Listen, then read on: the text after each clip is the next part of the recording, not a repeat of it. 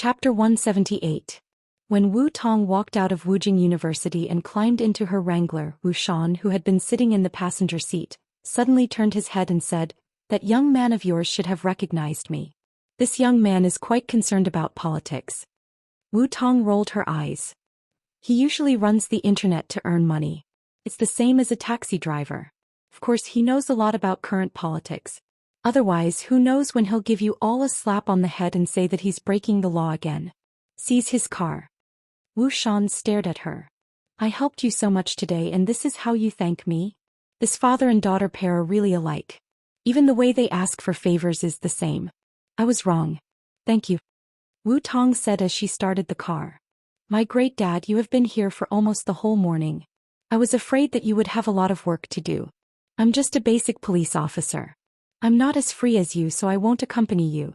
When we get back to the station you can go back to the city by yourself. I have to go on patrol. I came here to look for you, but you used patrolling as an excuse to hide far away. That Qin Guang called and you asked me to support him. Now that it's done you want to chase me away? Isn't it too heartless to burn the bridge after crossing the river? I'm your father." Wu Xian was depressed. "You're not really interested in that kid, are you? He is just a student. You are Wu Xian's daughter. So many people are watching you. You can't."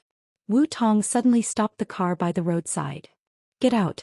What nonsense are you talking about? He's my godbrother. I treat him like my own brother. So what if I am Wu Xian's daughter? I am Yuan Fei's daughter. And Wu Long's sister. Don't try to put on an official show in front of me. I won't fall for it. I don't care how many people are watching me. That's your business. It's not my business." Hearing Wu Tong's words, Wu Xian's face turned slightly red. "Wu Tong, don't be like this. I just want to have lunch with you to celebrate the robber you caught a few days ago. Get out of the car.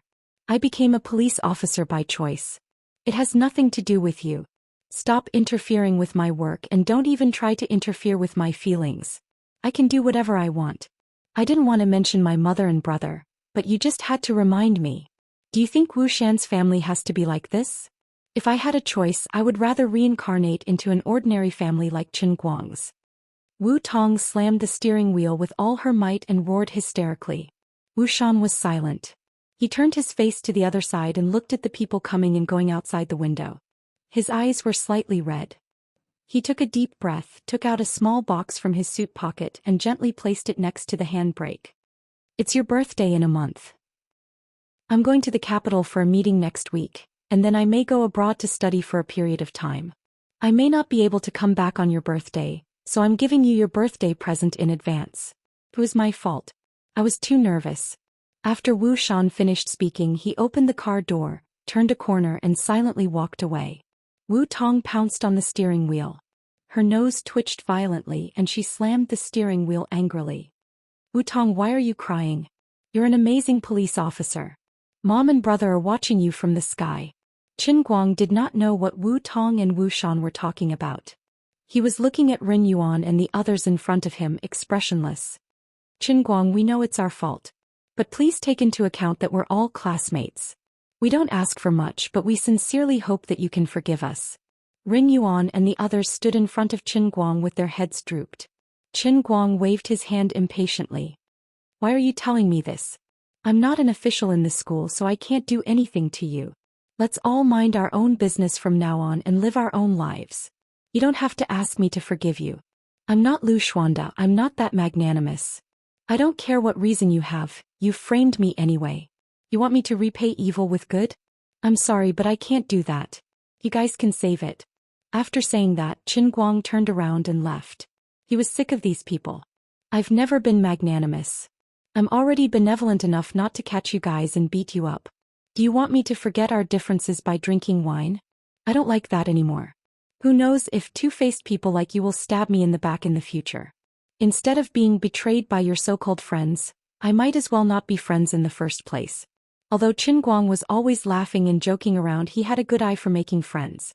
After being tormented for the entire morning, Qin Guang's illness acted up again, so he decided to skip classes in the afternoon. At noon he waited for a new phone and after going through a lot of trouble he changed it.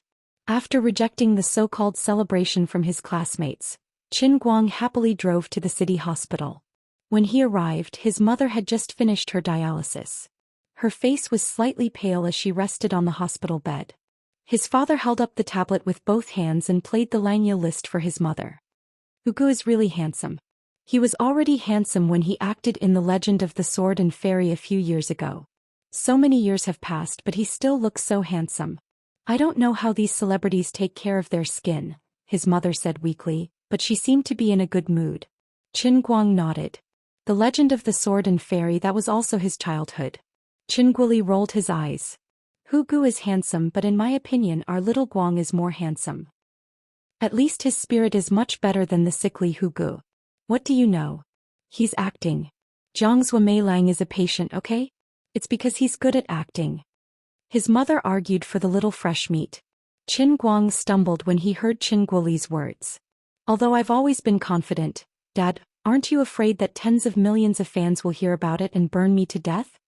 Mom, how are you feeling today? Qin Guang chuckled as he walked over.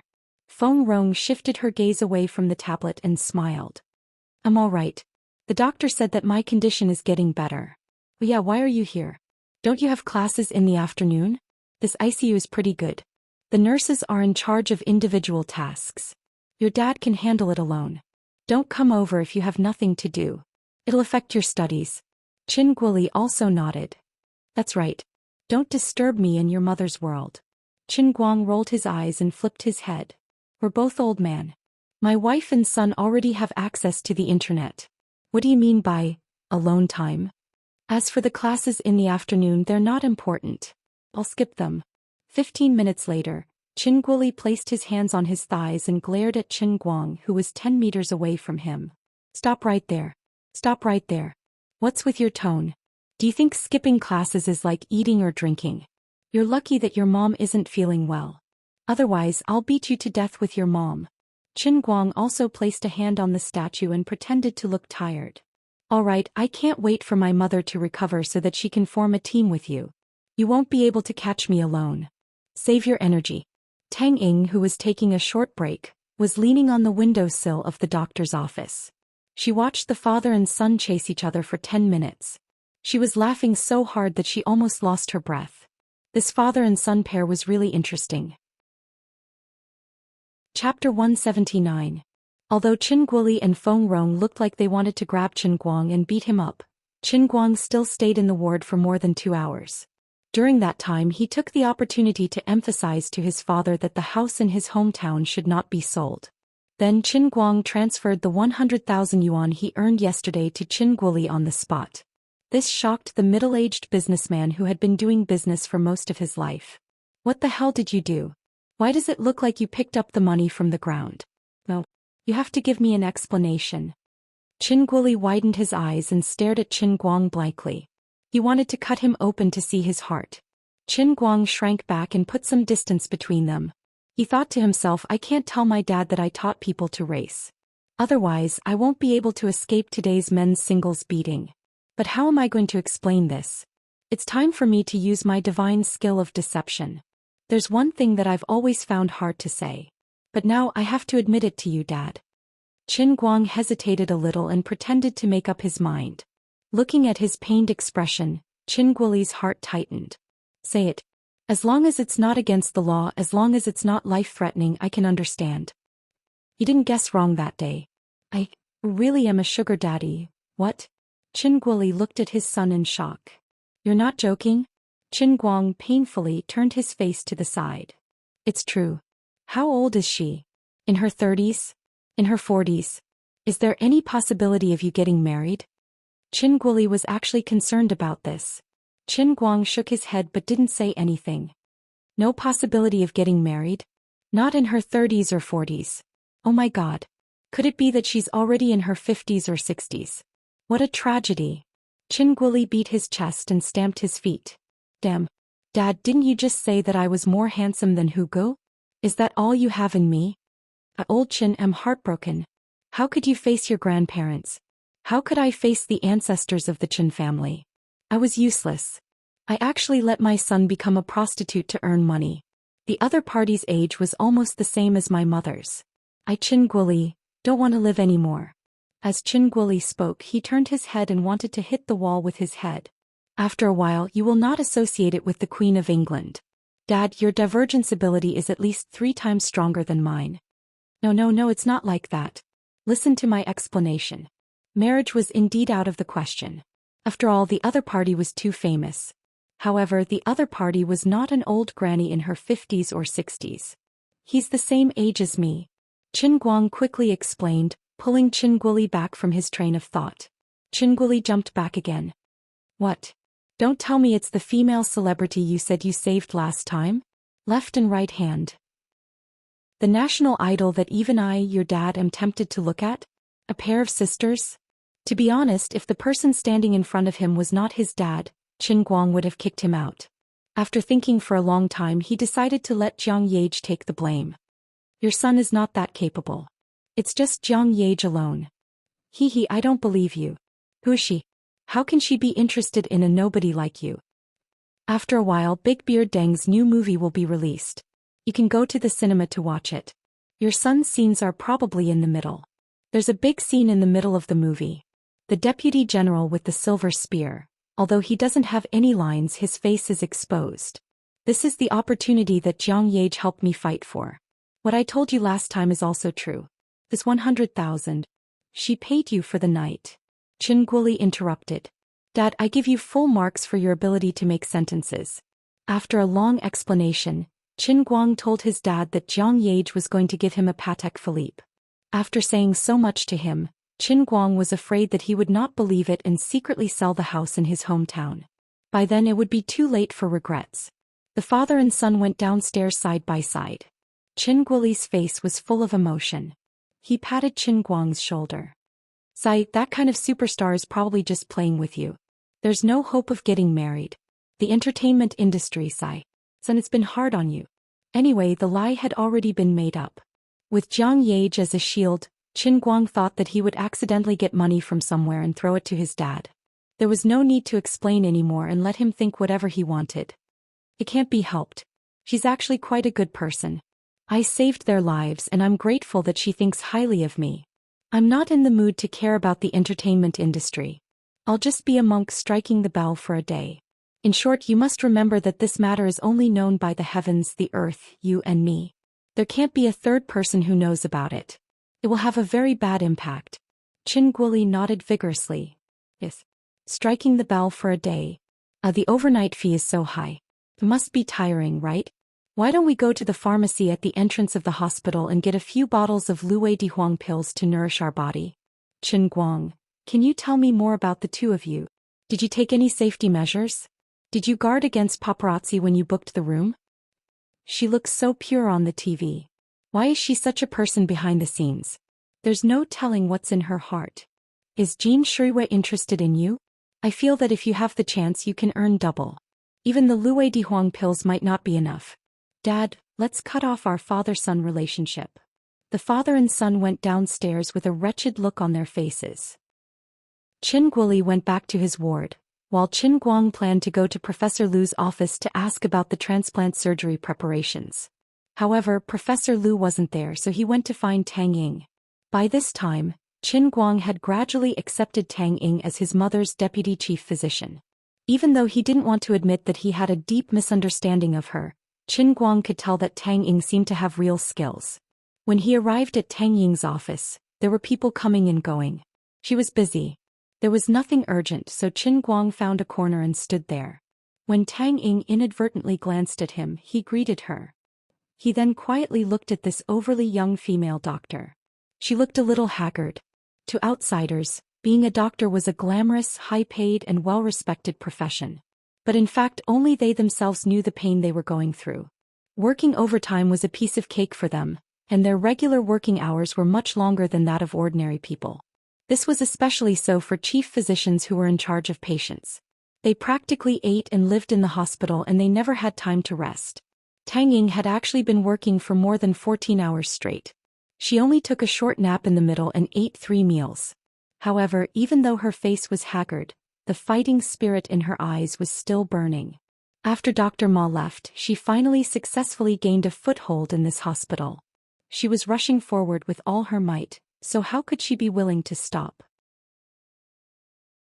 Chapter 180. After she finished talking to the doctor, she slowly stood up and stretched. She shrugged her tired shoulders and walked over to Chen Guang. She seemed to be in a good mood. Yo, you're here again? Why aren't you looking for your beloved Professor Lu? Why are you here? Tang Ying knew that Professor Lu wasn't here today, so she deliberately teased Chen Guang. Chen Guang was speechless. Why is this woman so vengeful? Every time she says something like, "I'm your savior. Professor Lu isn't here. Who else would I look for if not you?" Chen Guang said in a muffled voice. Tang Ying let out a long chuckle and yawned. Wait for me for 2 minutes. I'm going to get off work. I'm going to change and go home to sleep. I saw you earlier. You've been here for a while, right? You're going out after asking me some questions, right? Are you going to the sports car? Chen Guang nodded. That's what I planned to do. After waiting for about 6 or 7 minutes, Tang Ying walked over in plain clothes. She wasn't like most women who liked to carry a satchel when they went out. Instead, she carried a huge backpack on her back that was stuffed to the brim. Knowing that he would have to rely on her in the future, Chen Guang took the initiative to reach out his hand. Your back looks like it's going to break. Give me the backpack. Chen Guang wasn't an ordinary patient's family member, so there was an extra layer to their relationship. Tang Ying didn't stand on ceremony with him. She threw the backpack into Chen Guang's hands. That's great. Take it. Why is it so heavy? Are there gold bricks in it? Even with Chen Guang's physique, he felt it was heavy. One could imagine how heavy it felt to be on top of Tang Ying. Tang Ying led the way out and said, "There are medical books in there. How can it not be heavy?" Medical books. Can I take a look? Chen Guang's interest was piqued as he wondered if he could learn medicine. Then when Liuli appeared, she would instantly become the strongest doctor in history. However, he also knew that this idea was not very realistic. The amount of knowledge involved in medical skills was too large, and it required a comprehensive understanding of the subject. It was not something that could be learned just by reading books. It required an extremely rich clinical experience, and it was probably not something that the spirit heaven realm in a cup could handle. Tang Ying, on the other hand, rolled her eyes at him in disdain. It's all in English. Do you think a lousy university student like you can understand it? If you don't believe me, you can try. Chen Guang opened the zipper and took out a medical book that was as thick as an Oxford dictionary. He raised his eyebrows proudly and said, "You're looking down on me." Then as he walked, Chen Guang read out the sentences in the English tome one by one. His pronunciation was perfect and the taste was pure. It was still the original formula and the original taste. Tang Ying had lived in the United States for many years, so she was more knowledgeable. She was shocked by Chen Guang's move, just like Schmidt. "Oh my God! Where did you learn to speak English like this?" Chen Guang chuckled and said, "So, this is to tell you that there's always someone better than you. Don't think that just because you're a doctor from Morance you're so arrogant. It's also because I felt dizzy after reading a few paragraphs that I didn't want to study medicine anymore. Otherwise you wouldn't even have a chance." He was not joking. Learning medicine was not something an ordinary person could do without a bit of talent and patience. "Fine, I'm the one with the long hair. You didn't come all the way here just to show off your English, right? You must want to ask about your mother's transplant, right?" Chen Guang nodded and said, "Yeah, I can't rest easy without surgery. Of course, I want it to be done as soon as possible." By then, the two had already walked next to Chen Guang's car. Tang Ying patted him on the shoulder and said, "Don't worry. With such a perfect match and Professor Lu as the chief surgeon, unless the sky falls, nothing big will happen. Of course, this is, after all, a major surgery that will affect your muscles and bones. So, be it your mother or the person who is providing the transplant source, both of them will have to adjust their bodies to the best condition before they can come here. I estimate that it will take around 30 days or so. It's better to be safe." "I'm relieved to hear that.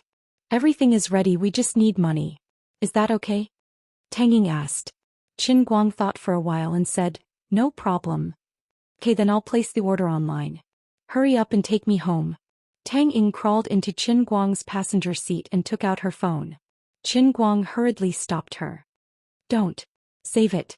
If someone finds out that you're taking orders in a car, the money you earn won't even be enough to pay the fine. I'll owe you a big favor, I'll take you home. You won't act until you see the rabbit. Last time you sent me home your attitude was terrible, but now you're so gentle and considerate like a nice guy. Men nowadays. Tang Ying didn't want to waste time with him. She put away her phone and teased him. Qin Guang was embarrassed by her words. I'm still a university student, a boy, not a man yet. On the way the two chatted and laughed. Tang Ying told Qin Guang a lot of interesting things about her abroad, and indirectly showed off her achievements abroad. This made Qin Guang believe that this woman really was an amazing medical doctor. Tang Ying watched as Qin Guang took the order in front of her and drove away. He carried a big backpack with both hands and smiled. At this moment she was standing at the place where the two of them had first met. She remembered that Qin Guang said he was still a university student, a boy, and her smile grew bigger. You say you're a boy, but you're much more responsible than the average man. Good people always have good lives. I hope everything goes well for your family. Tang Ying will do my best. Life always takes time away inadvertently. After Wang Ren was chased away, peace returned to the Jianhuan Academy and the entire class. Qin Guang contacted the two of them again and received a piece of good news. The two of them were recording at a much faster pace than he had imagined, and they would probably return to China 10 days before the surgery. At that time they would directly fly over to look for him. With this as a foundation, Qin Guang didn't have to worry about money anymore. He spent more of his energy on the battle of wits and courage with the heavenly Holy Grail. All day long he was thinking about how to make better use of this crazy knife. Based on his previous experiences in the spiritual celestial cup, he could roughly analyze the skill level of this level of the spiritual celestial cup. What kind of skill was easy to learn and use to make money? It was easy to say, but it was extremely difficult to think about. In addition, Luli used the power of the realm of life, which seemed to consume a lot of energy. Even the heavenly Holy Grail didn't move. But as time passed, Qin Guang was on guard every day, afraid that he would waste the precious 3,000 worlds like he did the last time he sharpened a pencil. It was tiring. Suddenly, when he came back to his senses, 2 weeks had passed, and it was almost time for the CE4 exam. Chapter 181. In the class, Qin Guang's tragic reputation of failing 5 times in a row in CT4 was already gone. The time of the CET4 exam, which was almost forgotten by others, was suddenly noticed by everyone because of the unusual existence of Qin Guang. Place your bets, place your bets. Bet on how many points Brother Guang can pass the CE4 exam. Place your bets. Bai Nyangzi, who was good at making money, began to shout as soon as the class was over. Tomorrow was the CET4 and C6 exam that would make all the college students worry, gloat, or weep bitterly. This bets was also a reserved program in the engineering class, and it was the 3rd time so far. The difference was that in the past, everyone bet on how many points Qin Guang would lose, but this time they bet on how many points he would pass the exam. After witnessing his sudden rise last time, no one dared to look down on his English anymore. I bet 100 points. I bet 150 points. 200 points. Lying by the window, Qin Guang looked at those idiots acting cute while fiddling with the heavenly Saint Grail. In his heart he was thinking, big sister Lily, why don't you give me some news? It's already been 2 weeks and there's no news at all. I'm starting to panic. She said last time that this was a punishment world derived from the realm of life, and it would definitely be very different from a normal test world. Although he knew his life was not in danger for the time being, he still couldn't help feeling guilty and had an ominous premonition of impending disaster. You bunch of cowards. I bet more than 700 points. That's right, a full score of 710. I bet Brother Guang can pass the exam with more than 700 points. Lin Jingwei shouted, and even Qin Guang was surprised. Little Lin, you think too highly of me, don't you? Lin Jingwei chuckled. I believe in Brother Guang and I won't fail. Brother Guang never fails. Get lost. Qin Guang threw the book in his hand far away and it hit Lin Jingwei's face.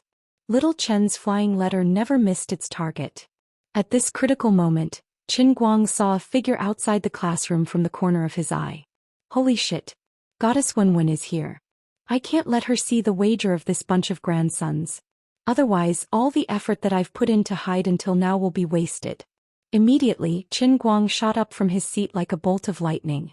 He took large strides and instantly rushed in front of Bai Nyangzi's group. The table was already filled with red and green notes. Bai Nyangzi was burying his head in a piece of paper and making notes. Based on the passing score of 425 points, There would be a level every 50 points. Everyone's bets were basically aiming for more than 100 points. Yo, why is it so lively? What are you doing?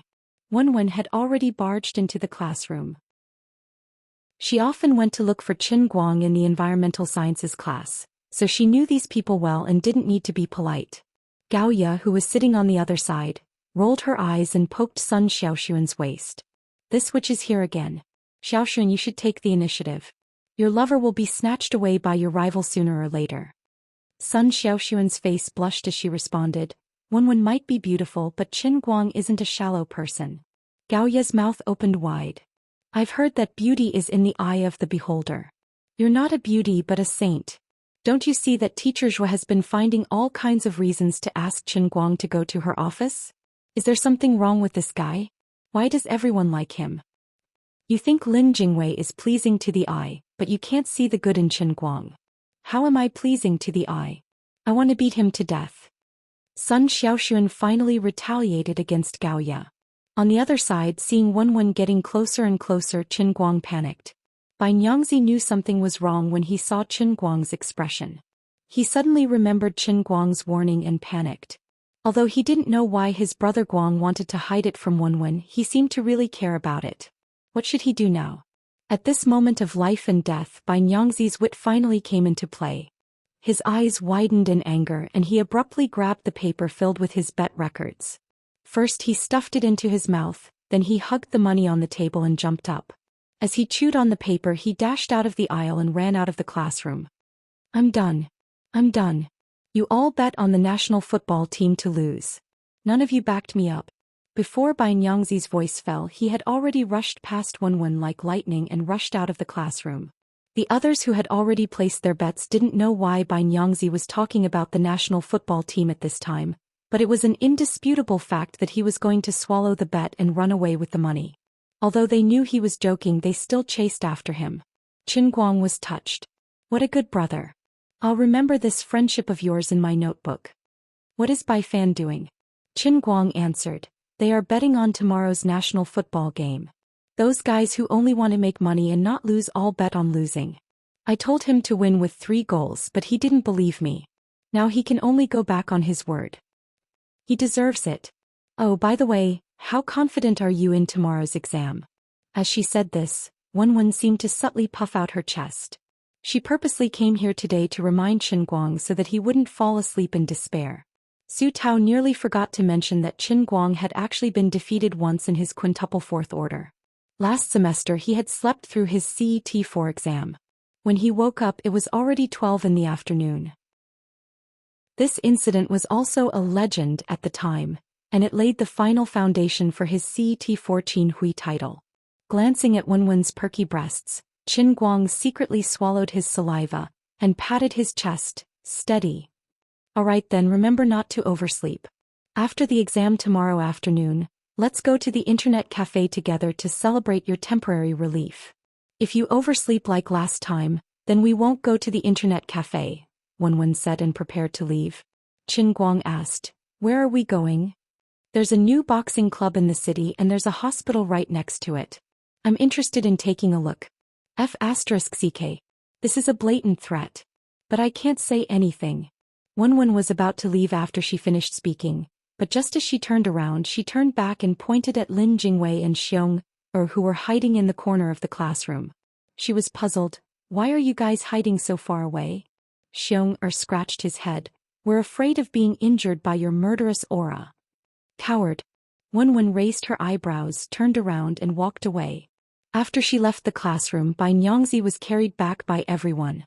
They were performing CPR on Bai Nyangzi's stomach. Spit it out. Spit it out. You really swallowed it. You're a beast. There's so much ink on it, you can really swallow it.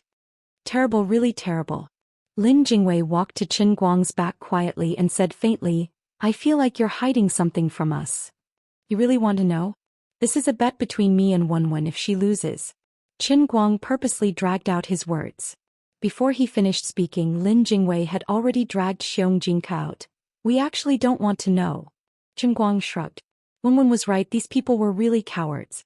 Tomorrow is the exam. My young Miss Wen, just you wait. Big Brother promises to give you a big surprise. I can't control it anymore. I'm going to ignite my strength and fighting spirit. Poor Wenwen, she still didn't know that other than herself, everyone believed that Qin Guang would definitely pass this time. Chapter 182. Qin Guang had always thought that he had seen through the bottom line of his classmates, but he realized that he was wrong today. When he got up early in the morning, Lin Jingwei and the other two were already gone. He had no idea where they went. Qin Guang cleaned his face, took his student ID and went downstairs.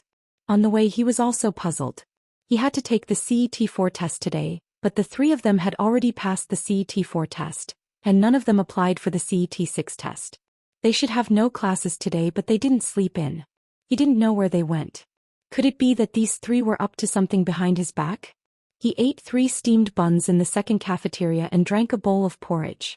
When he walked out of the cafeteria, he finally knew what the three of them were doing.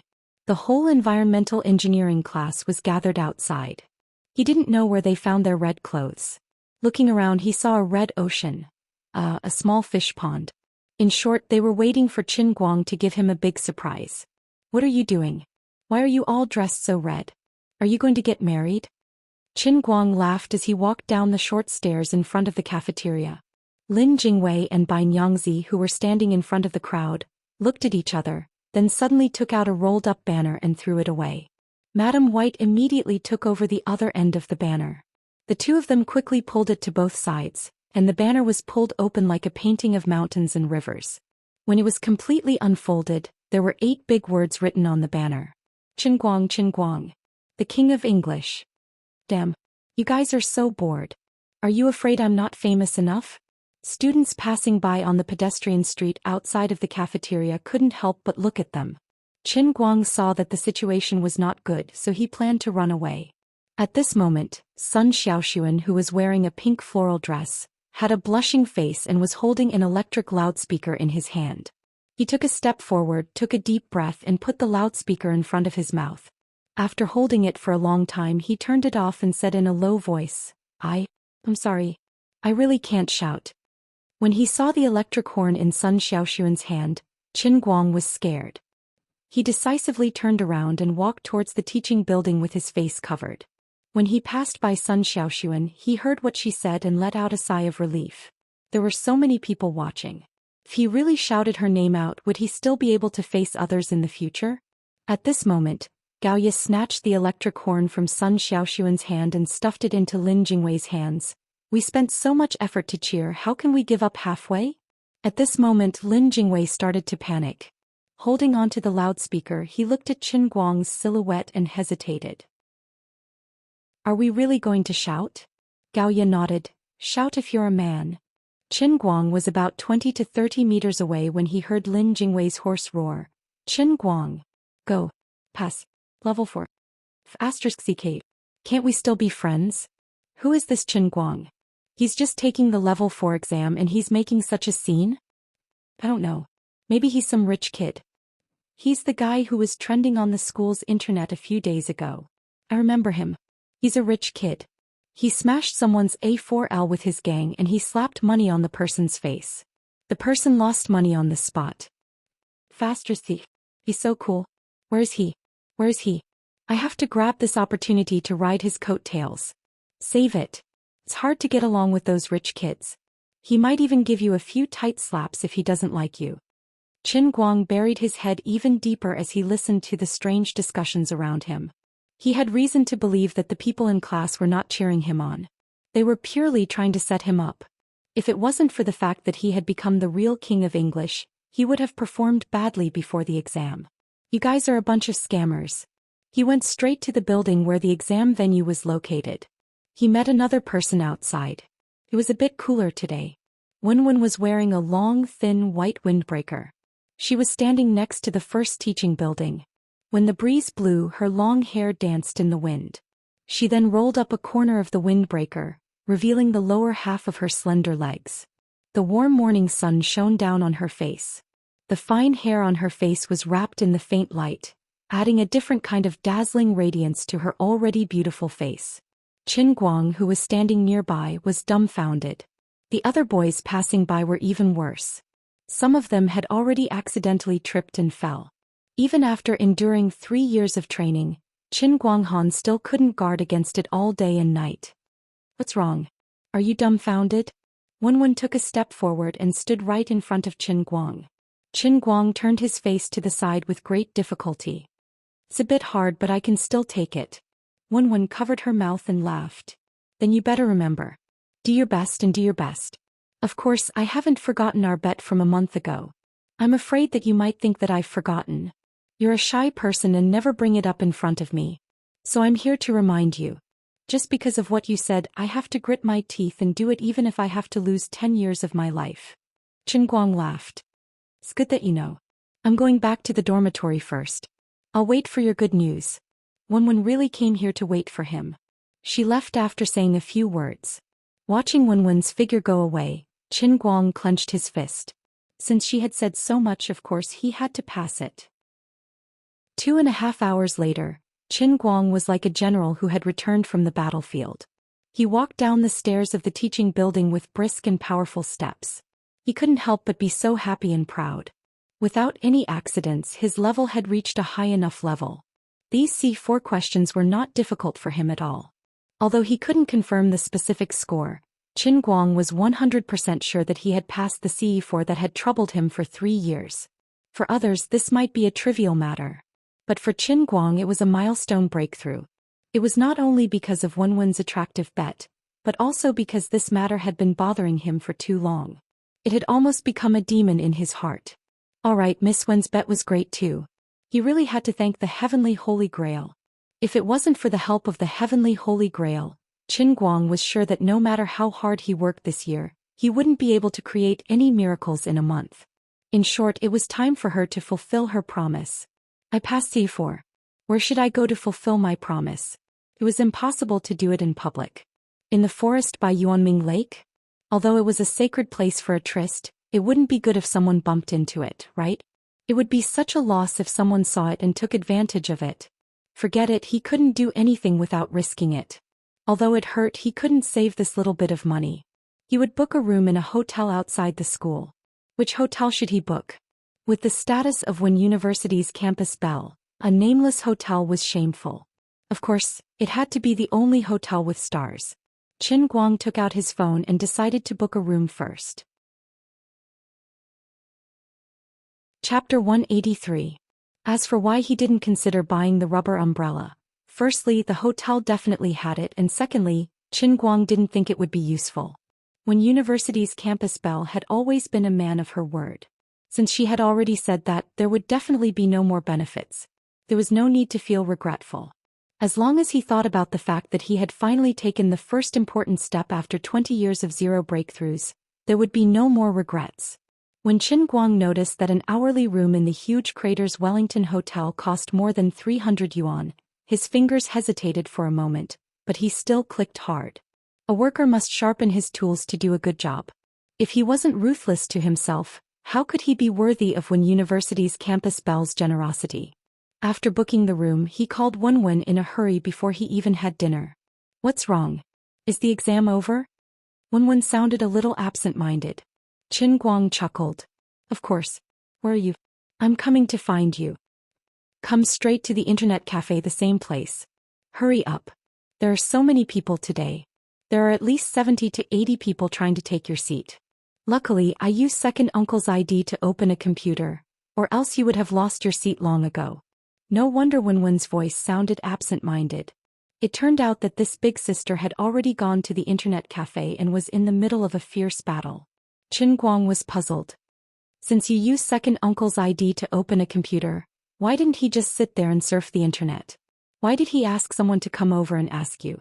Wenwen spat at him from a distance. You really know how to think. Second uncle is already so old. I just used his ID and he was so embarrassed that he almost broke a tree. He even let people into the internet cafe to sit. Qin Guang chuckled. He recalled second uncle's expert demeanor. It was a little out of place for such a person to sit in the internet cafe. After hanging up, he suddenly remembered that he had forgotten to tell her about the bet. He was so regretful that he stomped his feet. However, on second thought, she was there and she wouldn't fly away. With Wenwen's personality, he wasn't afraid that she would go back on her word. There was no need to tell her over the phone. It would be better to tell her face to face at the internet cafe. The hourly room would only start at 2 p.m. and end at 5 p.m. There was no hurry. It didn't take long for him to find Wenwen. It couldn't be helped. Whenever she came alone, she would always be surrounded by a lot of enthusiastic people. Usually, these enthusiastic fans would point out Wenwen's equipment and maneuvers at the beginning. Even if they weren't Dota players but League of Legends players, they were no exception. However, in the end, these people would shut their mouths one after another, not daring to speak out of turn due to Wenwen's gorgeous and precise manipulation. This was also the reason why she didn't like coming to the internet cafe alone. It was extremely annoying. "Excuse me, please excuse me." There were too many people standing in the aisle. Qin Guang couldn't smoothly move over. He could only politely ask the people squeezing in the aisle to make space for him. He didn't expect that the people surrounding him were all young and energetic lads. Everyone was busy watching their goddess maneuvers. It wasn't easy for them to occupy an advantageous position. How could they let a newcomer move away just like that? "Bro, don't you understand the principle of first come, first served? You should be aware that you're late. Just wait at the back. There'll be space for you when the people in front leave." A lad with long palm-length hair turned around and glanced at Qin Guang with disdain. Qin Guang was overjoyed. It had been so many days since he beat up Dong Tao. He hadn't fought anyone for a long time. His peerless skills were probably rusting and degenerating. "Thank you for acting cool in front of me. This internet cafe is Wenwen and I'm blessed. If we go back and forth here a few more times, there'll be a continuous stream of lads coming to us to practice. If we persist for 8 to 10 years, we'll definitely achieve the peerless skills that tens of thousands of people admire. Let's go outside and talk about life," Qin Guang said excitedly. "Hey, you guys have nothing better to do. Why are you squeezing behind me? I already said that I'm waiting for someone. Now that my friend is here, you guys are blocking my way. Are you trying to fight with a lady like me?" At this time, Wenwen finally ended the exciting game. She threw away her mouse and turned to look at Qin Guang with a straight face. Qin Guang was sad. Damn it. He was noticed by this T-Rex. His hard-earned practice opportunity was going to go to waste again. "Yo, the girl's temper's pretty bad. I'm not going to let you go. So what?" The long-haired youth didn't disappoint Qin Guang. He continued to speak with a raised eyebrow. While speaking, he also winked at the people around him. These people jumped up and down with him. It turned out that there was a group of people here. No wonder he had the guts to be so arrogant. Qin Guang laughed. "I've seen a lot of people like you. Now the grass on their graves is almost 2 meters tall." "Your joke isn't funny." The long-haired youth kept a straight face. He felt that he was very cool. "I think this joke is pretty good. What do you guys think?" Wenwen, who was sitting in the booth, spoke again. This time she had something in her hand. It was a can of Coke that she had just finished drinking. As she spoke, crunching sounds could be heard from the Coke can in her hand. Under everyone's eyes, the aluminum alloy Coke can was easily squashed flat by her fair hands and then twisted into a small metal ball with her fingers. Translator. Hengyi Translations Editor. Hengyi Translations. The sound of people sucking in a breath of cold air came one after another. The group of young men behind Wenwen were all dumbfounded. When they looked at Qin Guang again, the expression in their eyes immediately changed. They said, "How can you be so arrogant and cool?" They thought you had some amazing ability. After a long time, it turned out that this delicate beauty was the real Thai. "Brother, your skill of pretending to be a pig to eat a tiger, we admire it. Run." In less than 10 seconds, the crowd behind Wenwen scattered like birds and beasts. Qin Guang sat down next to her. Before he could say anything, Wenwen urged, "Hurry up, I just finished a round and my hands are still warm." Originally, Qin Guang had wanted to directly bring up the matter of the bet. But seeing her like this, he didn't want to dampen her spirits, so he thought, "Fine, I'll play a few rounds with you first." Today was a little strange. That ID called Jiang Luhua hadn't appeared from start to finish. The two of them hadn't encountered any snipers, so they had won 2 rounds without a hitch. At this moment, Qin Guang wondered if he was sick. When that Jiang Luhua had been jumping around, he had hated him to the core, but now that he had disappeared, his heart felt empty. Unknowingly, it was already 4 o'clock in the afternoon. His stomach had started to growl with hunger, and the most important thing was that the hourly hotel reservation was about to expire. He was finally anxious. Taking advantage of this round, he finally plucked up the courage to say, Wenwen, there's something I don't know if I should say. Go ahead. What about our bet? As Qin Guang said this, his gaze drifted down to Wenwen's chest. His meaning couldn't be more obvious. Wenwen shrank back. What nonsense are you thinking about? F***ck. Is he clearly going to renege on his debt? Even if I agree, the heavens won't agree. Qin Guang was having none of it. You can't renege on your debt, can you? Wenwen hit his chest. Who said I'm going to renege on my debt? Am I that kind of person who can't take responsibility? But you can't expect me to fulfill my promise right after the exam, can you? The results haven't come out yet, so no matter how confident you are, you can't say you've already passed. Qin Guang was dumbfounded. Faster see. Today is June 14th, and we'll have to wait until the results come out on August 20th. There are still 67 days left. Alright, it's not like I'm going to fly away. Just wait here obediently. Even if you want to take advantage of me, you have to follow the basic rules, right? We have to follow the rules. Didn't we agree that you'll only be rewarded if you pass the exam? Wenwen said with a grin. Obviously, she had this idea from the start, but she had purposely waited until now to point it out to Qin Guang. Qin Guang covered his face. And his heart was bleeding. The hourly room that cost more than 300 renminbi was booked for nothing. Alright. Don't look so sad. Are you really 100% confident? Wenwen asked again when she saw how pitiful he was. Qin Guang nodded. 100%. How about this? Let's find a quiet corner later and I'll let you get 20% of your reward in advance. How about that? Not through my clothes for a minute. Get lost. Just through my clothes. Take it or leave it. Chapter 184. The two of them squeezed into the internet cafe's toilet. The narrow space forced the two of them to be extremely close to each other. Thankfully, this internet cafe's toilet was relatively clean, and there was almost no odor. Looking at Wenwen, who had her eyes tightly closed and her coat tightly wrapped around her, Qin Guang's breathing was a little heavy. At such a close distance, even the slightest sound of breathing could be clearly heard by the other party. The thin coat couldn't cover Wenwen's peerless figure. Looking at her from such a close distance, her chest was so tall and straight. Qin Guang slowly raised his right hand and slowly moved towards one of the peaks. The closer he got, the slower his movements became. Bean-sized beads of sweat had already densely covered the tip of his nose, completely betraying his overly nervous mood at the moment. 5 minutes had passed since they squeezed into the toilet, but to Qin Guang, it seemed like a whole year had passed. You're not going to let the two of us stay here for a year, right? Can I still go home for Chinese New Year?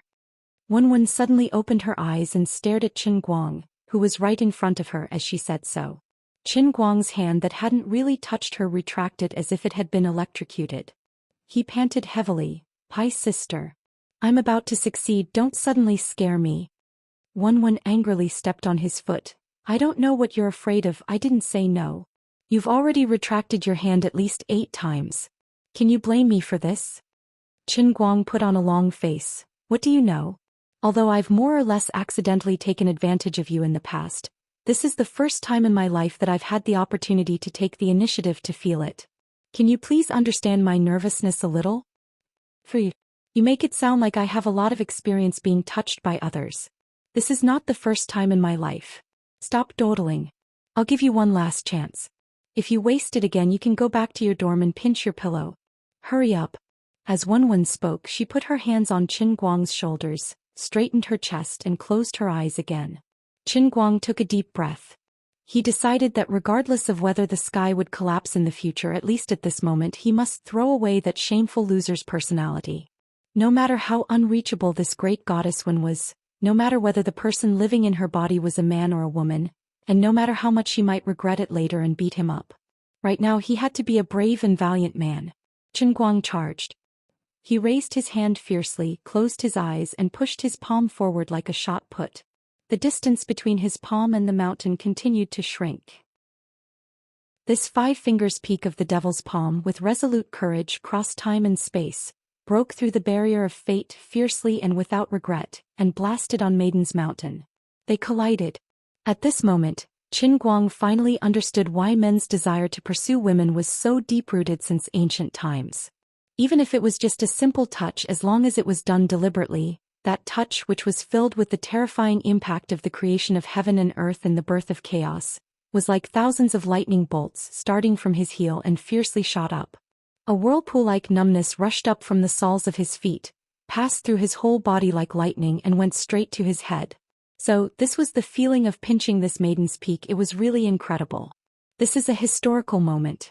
From now on, I, Qin Guang, will finally break free from the shackles and become a brave man without hesitation. I've taken such a solid step, just like humans stepping on the moon for the first time. But it's strange why in such an epic moment I feel so good that my stomach hurts a little. When he opened his eyes, he saw Wenwen's fist on his stomach. Didn't you find out that my abdominal muscles could have such a strong ability to change shape? I got beaten up, I knew it would be like this. Ouch. Dragging out a long tremble, Qin Guang clutched his stomach in pain and squatted down on the ground. Wenwen's face was full of apology and hurriedly supported Qin Guang. I'm sorry, I really didn't mean it. I also don't know what happened when you really touched it. I couldn't control my hand for a moment, and when I came back to my senses, it had already hit your stomach. Stop talking, quickly call 120, I can still be saved. Qin Guang roughly understood the meaning of dying under a peony flower, and becoming a ghost was also a romantic principle. Poor him, he only touched the peony flower from afar and was poked all over his body. Today's encounter reminded him of the same painful punch from many years ago. It was still that familiar smell, the same location, the same injury. After experiencing the slaughter in the Sea of Time, he was clearly no longer the same as before, but lying on the bed, his stomach still felt waves of cramping pain. He remembered the doctor's sigh from before. Oh my, this is really bad. Did you get hit by a car? Luckily you're strong enough, otherwise you'd be lying in bed for a few days. Sigh, I really have to thank God for being able to live until today. Wenwen was currently sitting by the bed with an apologetic face, rubbing her hands in shame. Don't look at me with such a wronged face, I really didn't mean it. You have inner strength like second uncle, don't try to lie to me. Second uncle spilled the beans last time. I wanted to learn from him, but he refused to teach me. Qin Guang felt that this matter must be brought up. Otherwise, if this situation continues when the results of the 4th level come out, if she really didn't want him to kiss her through her clothes, she would definitely punch his forehead, and then he would really die under a peony flower. Wenwen nodded helplessly. This is inner strength. Qin Guang immediately continued. Pastor, I want to learn. For the sake of brothers. Just teach me a little. Otherwise I'll be beaten to death by you sooner or later. Wenwen sighed. I'm willing to teach you, but my family matters can't be explained with just a few words. But my family's matters can't be explained in just a few words. If you want to learn. How? What's the condition? Wenwen's face was filled with helplessness. Then you have to marry me. Is this a hard and fast rule? Qin Guang asked. Wenwen nodded. Yes. I can't go against it. Qin Guang spread his hands. I have no problem with it. Risk and benefit always coexist. Get lost. I have a problem with it. Wenwen rejected him decisively. Hearing those words, Qin Guang refused to accept it and continued. Look, the two of us are destined to be single forever. Instead of mocking each other for being single forever, why don't we just clap our hands together and form a pair? I think this is a good idea. Wenwen glanced at him disdainfully. Good my ass. I went to see a psychiatrist some time ago. Damn. What did the psychiatrist say? The psychiatrist said that I will definitely have a tendency of domestic violence in the future. After all, this lady is a little too manly sometimes. The weather is really good today, let's go for a walk. Didn't you say you want to marry me just now? The so-called marrying Wenwen was just a joke between the two of them. Both of them were used to each other's mischief, but if they really wanted to turn each other into lovers, it would be exceptionally strange. Especially Qin Guang, although he never took the initiative to inquire about Wenwen's family background, he knew that the gap between them was really too big. But he was not anxious because he had the heavenly Holy Grail. However, it was not a joke. That punch today was worth it. The feeling of that moment could be remembered for half a year. Anyway, he did not plan to wash his hands this month. Chapter 185. In the next few days, the two of them didn't have much time to play games. After passing the CET4 exam as a university student, the next thing they had to face was the final exam that the straight-A students were looking forward to and the straight-A students were terrified of. Qin Guang didn't go to the sports car anymore. He only went to the city hospital every 1 or 2 days and spent most of the rest of his time cramming for the final exam. As a senior straight-A student, he had a lot of experience in last-minute training. In less than a week, relying on his skillful experience, he passed 3 tests in a row and solved the exams of 3 compulsory courses. Thank God he would have more than a week of rest, and the next exam would be on June 27th. Although he had the fate of a protagonist with a magical artifact, he still had to be hung up and punished by his father if he failed. Old Master Qin Guang was also panicking in his heart. These days he didn't even have the mood to ambush the heavenly Holy Grail's world in the cup. Anyway, there was still no movement from the heavenly Holy Grail, so he couldn't defend against it. If it weren't for Liuli's fairy-like face that would still occasionally appear in his dreams at night, Qin Guang would almost think that his heavenly Holy Grail was really an ordinary cup. Today he woke up abnormally early because he couldn't contain his excitement. After waiting for a long time, the 2 celebrities on his left and right hand were finally coming back from abroad. Their plane would arrive at Wujing Airport at about noon. In order to come to Wujing City, the 2 of them seemed to have really given themselves a long vacation. The 2 women who lived under the spotlight all year round played a big trick on the outside media. They made people think that they were still in the United States, but they had quietly boarded the plane back to China. The only people who knew that the 2 women were returning to China at this time were probably the passengers and flight attendants in the first-class cabin. There was no time for others to find a way to inform the reporters or paparazzi. The 2 of them made up their minds to look for Qin Guang as soon as they got off the plane, so they didn't arrange for a private car to pick them up. They knew that Qin Guang was online, so they directly asked Qin Guang to pick them up at the airport. Usually, when a certain celebrity left the airport on TV, he would be surrounded by all kinds of cameras and paparazzi, as if he had accidentally revealed his whereabouts. He would have to call for a large number of bodyguards to protect him before he could successfully walk out of the airport. In fact, those who knew the ropes all knew that this so-called leaking of their whereabouts was completely intentional. Usually, the purpose of doing this was to cover up the whereabouts of celebrities. A trip like this needed to be done with great fanfare to promote a new film, a new song, or something else. Even if you were a celebrity like Hua Zai, it wouldn't be difficult for you to sneak out and land without anyone noticing. As a top-notch taxi driver, Qin Guang took a refreshing cold shower early in the morning. Then he deliberately changed into a summer outfit that he thought was the best. It was a Hawaiian-style floral shirt and loose and handsome Hawaiian pants. He grabbed the styling gel that Lin Jingwei had been spraying on his head recently and sprayed it all over his head as if it was free. Then he combed his hair into a handsome windmill hairstyle. Master Guang decided to use his best condition to welcome the Patek Philippe. Oh no, the 2 friends who could save his mother's life. Just as he was about to go out, Bai Nyangzi walked out of the dormitory in slippers with narrowed eyes. He saw Qin Guang in the living room looking at the mirror and showing off his good looks as usual before going out. He complained, "Brother Guang, are you going on a blind date?" Qin Guang rolled his eyes at him in disdain. "What do you know? I'm going to earn big money.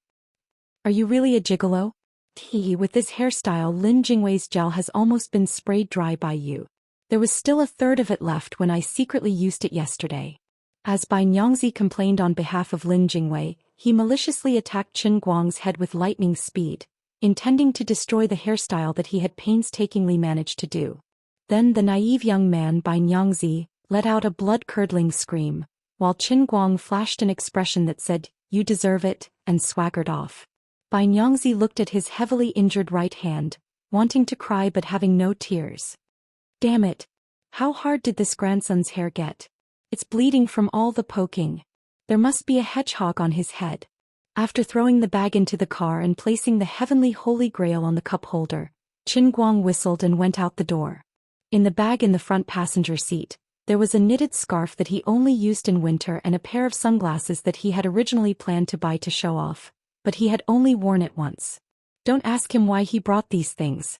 Today he was going to pick up his left and right hand. If he wasn't prepared and someone took a picture of them and posted it on the internet, he would have to be prepared to say goodbye to his peaceful and comfortable life. Things like international flights were always unpredictable. Most of the time it would arrive late to the point where it made people want to die. But occasionally, it would arrive an hour early, making people waiting at the airport to be picked up cry silently. For ordinary people, arriving early might be a good thing, but considering the special circumstances of his left and right hand, it would most likely turn into a terrible disaster if they were to stay at the airport for an hour. That was why Qin Guang left so early today. Halfway through the car he hesitated for a long time and decided to do something. For his left and right hand, giving a Patek Philippe watch might be a simple way to express their gratitude. But for Qin Guang the significance of this watch was too great. Regardless of whether the other person cared or not, Qin Guang felt that he should express enough gratitude for the other person's kindness. Therefore he parked the car at a roadside flower shop, spared no effort to buy a large bouquet of white bell-shaped flowers and put it in the trunk. The flower language of the white bell-shaped flowers was gratitude and gratitude. Although he didn't like Jiang Yage, Qin Guang felt that although friendship was beautiful, it also had to be worldly. If someone was nice to you, you couldn't be so thick-skinned and ungrateful and accept it. People should know how to be grateful. He didn't have much money, so he couldn't give anything valuable, but it wasn't too much to give a bunch of flowers with no extra meaning to express his gratitude. Such a simple gift wouldn't cause any misunderstanding, so why not? It took about half an hour to wrap the bouquet, and it was already 10:30 in the morning when he arrived at the airport. Qin Guang parked the car in the parking lot, walked briskly to the exit of the international flight and began the long wait. He was so bored that he bought an entertainment newspaper, which was rare. He returned to the parking lot, leaned against his car door and started reading. The headline of the newspaper was about Big Beard Deng's new movie that was about to finish filming. As a non-professional best actor, Qin Guang slapped his forehead. Before he saw the newspaper he didn't even know the name of the movie. He didn't even know the theme and plot of the movie from beginning to end. I'm really sorry for the 180,000 yuan that Big Beard Deng and Zhou Xian gave me. Should I write an article on Dubon later to brag about this movie? Tears Last Days, Qin Guang smiled. Looking at the title of the movie, Big Beard Deng seemed to have a big plan. Sure enough, this was a war epic about a fictional historical environment, depicting two women who played different roles in the chaos of war. One was a valiant heroine, and the other was the only daughter of a loyal minister who lost his country. The whole movie revolved around the two women, one martial and one literary, drawing a picture of turbulent mountains and rivers. It told the story of the ups and downs of a dynasty, the suffering of the people, and also indirectly promoted anti-war ideas. Qin Guang thought of the deputy general he played and laughed. The two characters were so deep, but he was just a brainless, short-tempered, murderous bore. He couldn't help but look forward to it. What would it be like when his classmates or other acquaintances saw his handsome face in the movie theater? Chapter 186. Usually he didn't read entertainment gossip, but today he had to receive two celebrities. It was urgent to improve his business skills. As he flipped through the pages he unknowingly became interested. Time passed and in the blink of an eye, it was almost 12 o'clock. Qin Guang came back to his senses. Oh my God, I've been standing beside the car like a fool for an hour. I don't even feel tired. Either my stamina is too good, or I comprehended Wenwen's inner force when I punched her that day. That's right. That must be it. Just then the roar of an engine came from the parking lot. Sounded like a sports car. Qin Guang turned his head and saw a Bentley Continental pass the parking lot gate. It started to step on the accelerator and rushed straight towards him. There was an empty spot next to Qin Guang's car. After a short pause, the Bentley stared at the spot and swerved to the back of Qin Guang's car. Then it rushed to the back of Qin Guang's car and swooped into the garage. The whole process was smooth without any pause and it was very cool. Qin Guang raised his eyebrows in disdain. What's the point of being arrogant about a mere Continental? The person standing in front of you is the god of racing. I just drove a Porsche 918 a few days ago. I'll buy a few of your cars for one. My driving skills are way better than yours. Although the person beside me is just a poor little Rena, it doesn't stop me from not being able to stand your shameless, pretentious behavior. Then the Bentley's driver's door opened and a figure that could barely be considered familiar came out. Qin Guang curled his lips. It was an old acquaintance. It's been a long time. The person who came out of the car was Xing He. He seemed to be alone. After getting out of the car, he took out his keys to lock the car and turned to leave. Then he glanced at Qin Guang out of the corner of his eye. Just as he turned his head, he immediately turned back with a faint smile on his face. Seeing this face, Qin Guang had a thought in his mind. This grandson is looking for a beating. Actually, when Zheng He saw Qin Guang, he had very complicated feelings. Previously, he only thought of Qin Guang as a stinky loser that could be stepped on. He didn't take him seriously at all. He didn't expect that when he brought people to teach him a lesson twice, he would be easily dealt with. The second time, Kim Jongpan, he finally managed to invite an expert, but he didn't even last for one round. He was knocked to the ground by Qin Guang backhand. He was so embarrassed that he pissed his pants. At that time, Zheng He was very unwilling to accept it. He even planned to use some really deadly means. But later he changed his mind because Wenwen asked second uncle to put some pressure on Zheng He's father, so he had to restrain himself for the time being. As the saying goes, enemies are bound to meet here. Initially, Zheng He intended to turn a blind eye to Qin Guang and leave. But in the blink of an eye, he felt that Qin Guang was just a little more skilled in fighting, and it would be too shameful for him to run away upon encountering Qin Guang. It was as if he was really afraid of Qin Guang.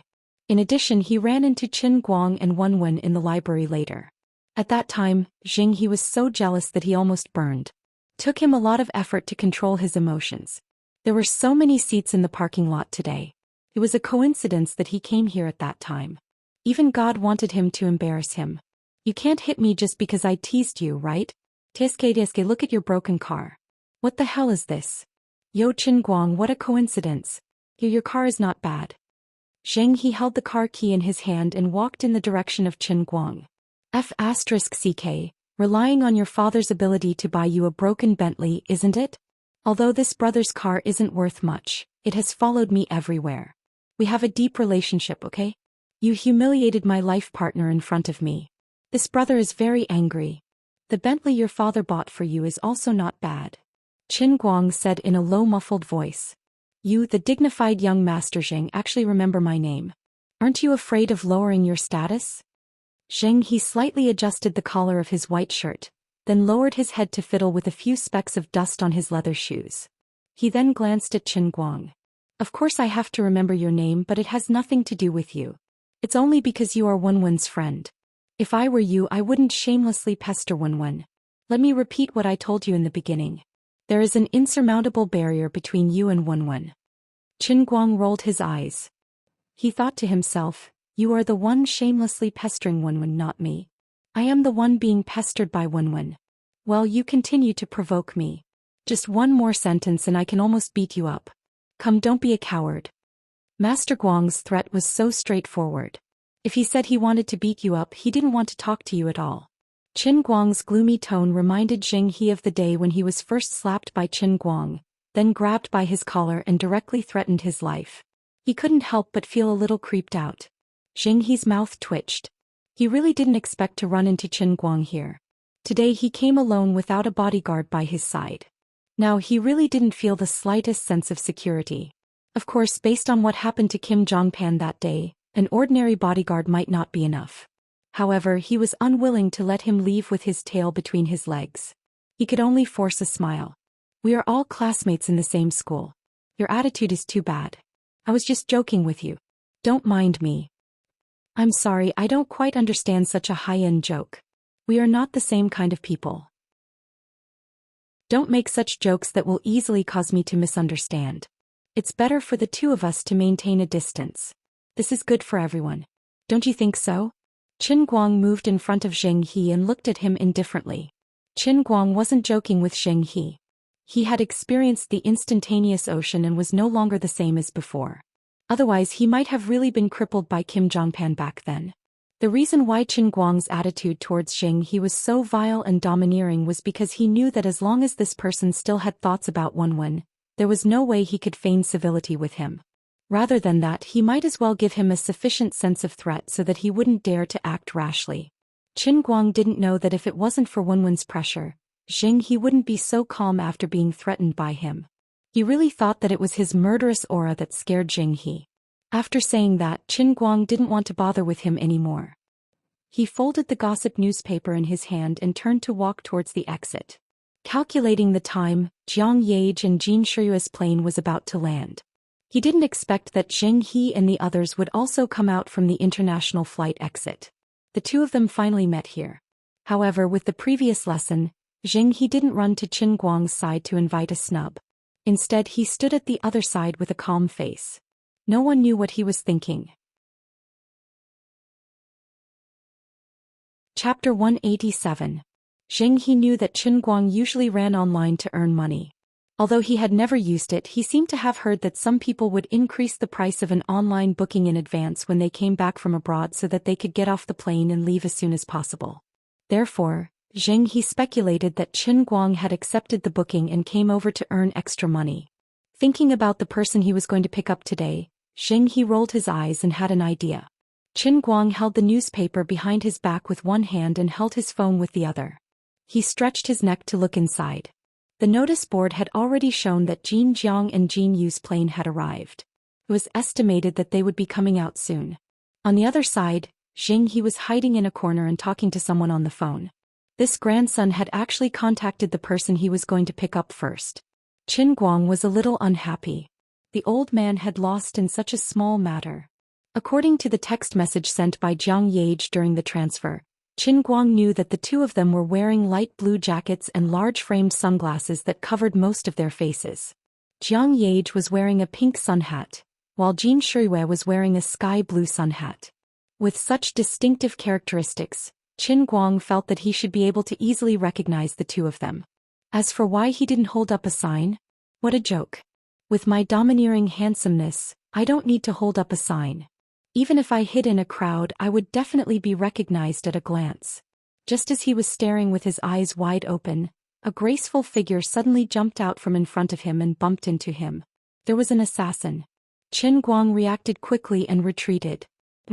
You want to assassinate me? Practice for another 10 years. Just as he was feeling proud, the figure in front of him shook her hand. Then a large glass of orange juice flew out of her hand like a hidden weapon and hit Qin Guang's clothes. The fresh and hot orange juice splashed and enchanted his Hawaiian suit with a layer of bright orange. This damned assassin had a long-range weapon and the old man fell for it. Qin Guang was infuriated. There were at least 100 people at the exit. Why don't you just scatter it all over my body? My Hawaiian suit is very expensive. I didn't hesitate to spend a lot of money to buy this when I was still a second-generation rich kid in the urban-rural fringe. It added up to more than 1,000. Sorry. I was too careless. I'm sorry. Seeing that she was in trouble, the graceful figure first used her hand to lift her sunglasses, then stretched out a pair of slender hands to touch Qin Guang's body, as if she was going to wipe the orange juice off his body. Qin Guang pushed her hand away impatiently. Miss, please be more dignified. I'm not familiar with you. However, the woman did not let it go. As she spoke, she reached out to pull on Qin Guang's clothes. Her words were even more apologetic. I'm really sorry for dirtying your clothes, sir. Are you waiting for someone? Why don't you come with me to the city and I'll buy you a new suit? As the woman spoke, she moved her face closer and closer. Then, without changing her expression, she quickly took off her sunglasses, revealing an apologetic face, and quickly put them back on. Qin Guang's heart skipped a beat. Oh, what's going on today? I haven't even caught up with the big shots in my left and right hands, and I've already bumped into a fish that slipped through the net? The woman's movements were very fast, but Qin Guang still recognized her from a glance. She was actually a rising popular movie star. The TV series she starred in had just become popular all over the country. It would not be an exaggeration to say that she was the most popular person in the past 2 months. Qin Guang knew this person because of the entertainment newspaper just now. The headline of the newspaper was Big Beard Deng's The Tears of a Country Run Dry, and the headline of the subpage was This Woman's Scandals. The writing was quite deep and meaningful. Qin Guang purely read it as a YY novel. He didn't expect to actually bump into the main character here. This feeling was very fresh. It was a little strange. Didn't the gossip say that she had a bad temper and liked to act like a big shot? If that's the case, it's nothing more than wet my clothes. Is there a need to be so shameless and put on such an apologetic look in front of me? I always feel that something is wrong. To borrow a famous saying from Big Beard Deng on the set, your acting is a bit too much. In the distance, Zheng He put his hands behind his back with a smile on his face as if everything was under control. Looking at this scene, he sneered in his heart. Qin Guang, you definitely can't imagine this. This is a big gift I prepared for you. You just accept it. That's right, Zheng He was originally going to pick up this woman. After deciding to mess with Qin Guang, Zheng He changed his mind. There were stars that could be slept with at any time, but the opportunity to make Qin Guang leave Wenwen's side was quite rare. Let this woman use the identity of a dignified star to seduce a little loser like Qin Guang. It was almost in the bag. This woman was also worthy of being a popular movie star. The charm in her movements was natural, and the apologetic and pitiful look in her eyes after doing something wrong. Zheng He, who was secretly observing, could only give a thumbs up. Perfect acting. As long as Qin Guang fell into the trap and brought this woman back to the city, the two of them would have sex again and ask her to quietly leave some evidence. Even if she had to erase her own face, as long as he sent photos and videos of Qin Guang and another woman to Wenwen, he didn't believe that the great goddess Wen would forgive him, this cheating man. Zheng He's plan was very good. Qin Guang almost fell for it. If he hadn't read the newspaper and had suspicions, and if he hadn't been obsessed with Jiang Yage and Zhou Jingxi's Patek Philippe, he wouldn't have believed that the great goddess Wen would forgive him, this cheating man. At this time the two of them were entangled and almost hugging each other. Qin Guang was also kind. Although he was a little annoyed with her, in the end he still held back and didn't fly into a rage. He thought, you are a big shot after all. If I really make a fuss and let passers-by see the show, it won't be good for you. Moreover, this woman was indeed quite good. In addition, she wasn't wearing thick clothes. Her curvaceous body was rubbing against Qin Guang's body under the pretense of helping him wipe his clothes. Qin Guang had already retreated to the corner of the wall. There was no way out. His heart was very complicated. He was annoyed and happy at the same time. He almost couldn't help but shout for help. Damn it! I just saw the gossip about you. I know that you are a powerful social butterfly in the world, but your skills are a little too profound. You just randomly grab someone and use your skills. To be honest, I, the old man, can't control your plump body like this. Sir, I'm really sorry. If the person you are waiting for is not particularly important, why don't we go downtown now? I have already booked a room in the hotel. When we get there, I will personally help you change your clothes, okay? The woman put her mouth close to Qin Guang's ear and gently breathed out her warm breath to tease him. Please move aside. The person I am waiting for is very important, more important than you. At this critical moment, Qin Guang's reason finally won the upper hand. The social butterfly looked delicious, but Patek Philippe was still more tempting. Besides, although my car is broken and lousy, I have to drive the left and right hands of the national idol. Not good enough. What? The woman was shocked. She didn't expect that she couldn't even handle such a little boy after using all her skills. Her eyes subconsciously drifted to Zheng He's side. Seeing this, Zheng He knew that he was in trouble. Qin Guang was very sharp. He saw the key point in an instant. Just now he saw that Zheng He was talking to someone on the phone, but he didn't see the person he was waiting for. Moreover, when the woman came out, she was walking steadily. But when she came in front of him, she inexplicably tripped her right foot with her left foot. The large glass of orange juice flew out of her hand like a precision-guided missile. That shameful performance at the end was too dramatic. So you were sent by Zheng He to make fun of me from the very beginning. Poor Qin Guang, he still didn't know that Zheng He's teasing was really to give him a beautiful encounter. Otherwise he might be quite regretful. Chapter 188.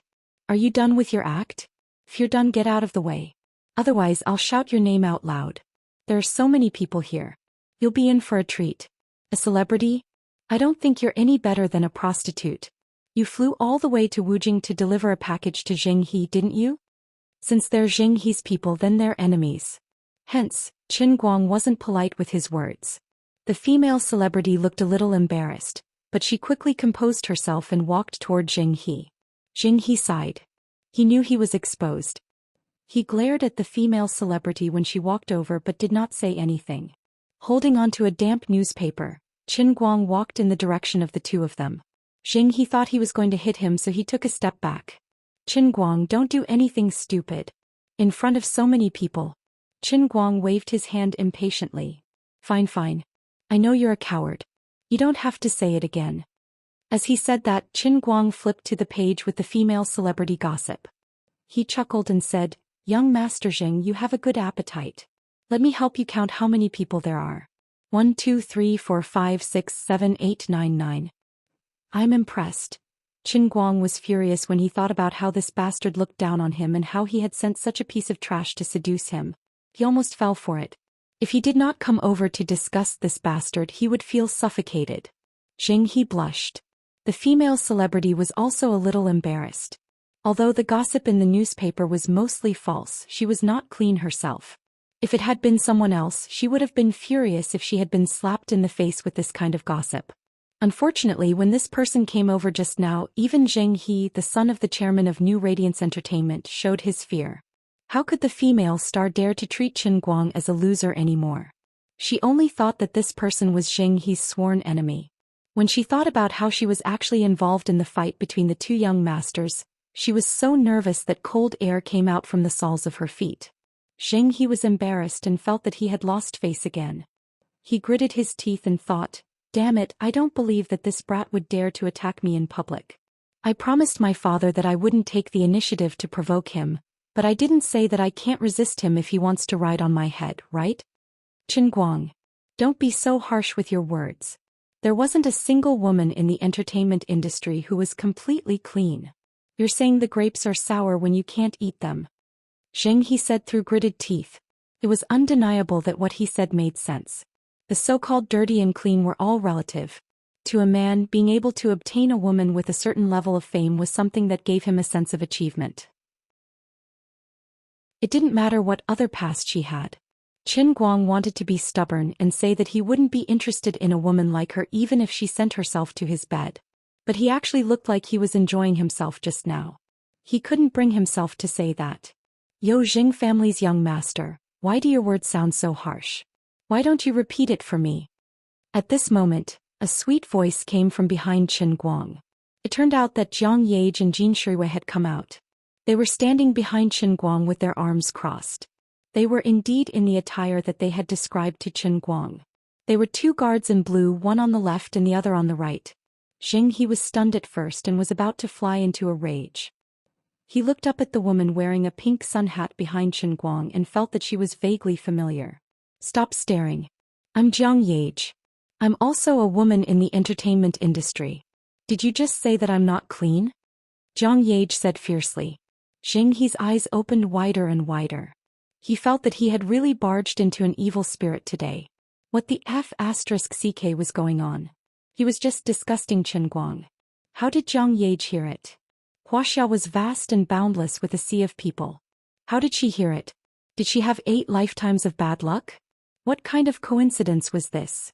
As Zheng Yunhao's son, under Zheng Yunhao's guidance, he was fortunate enough to be in the circle of Jin Shuiwei and Jiang Yage.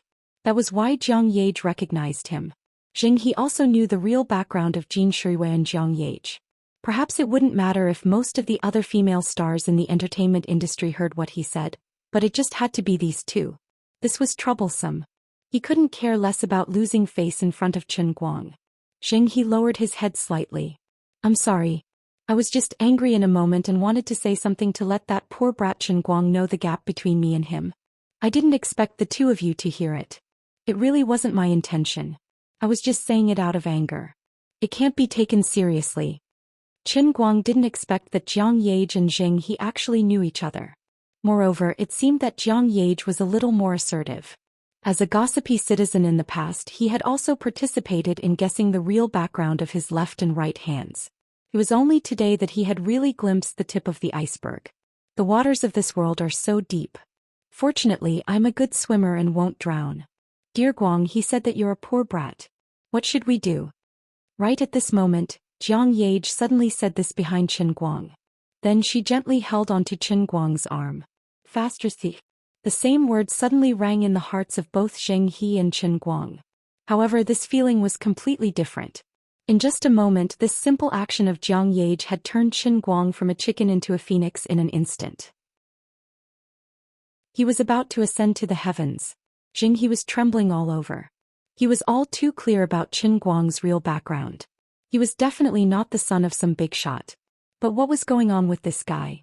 It was one thing for Wenwen to favor him. But what was up with Jiang Yage today? She definitely wouldn't lower herself to hold Qin Guang's arm just to embarrass him.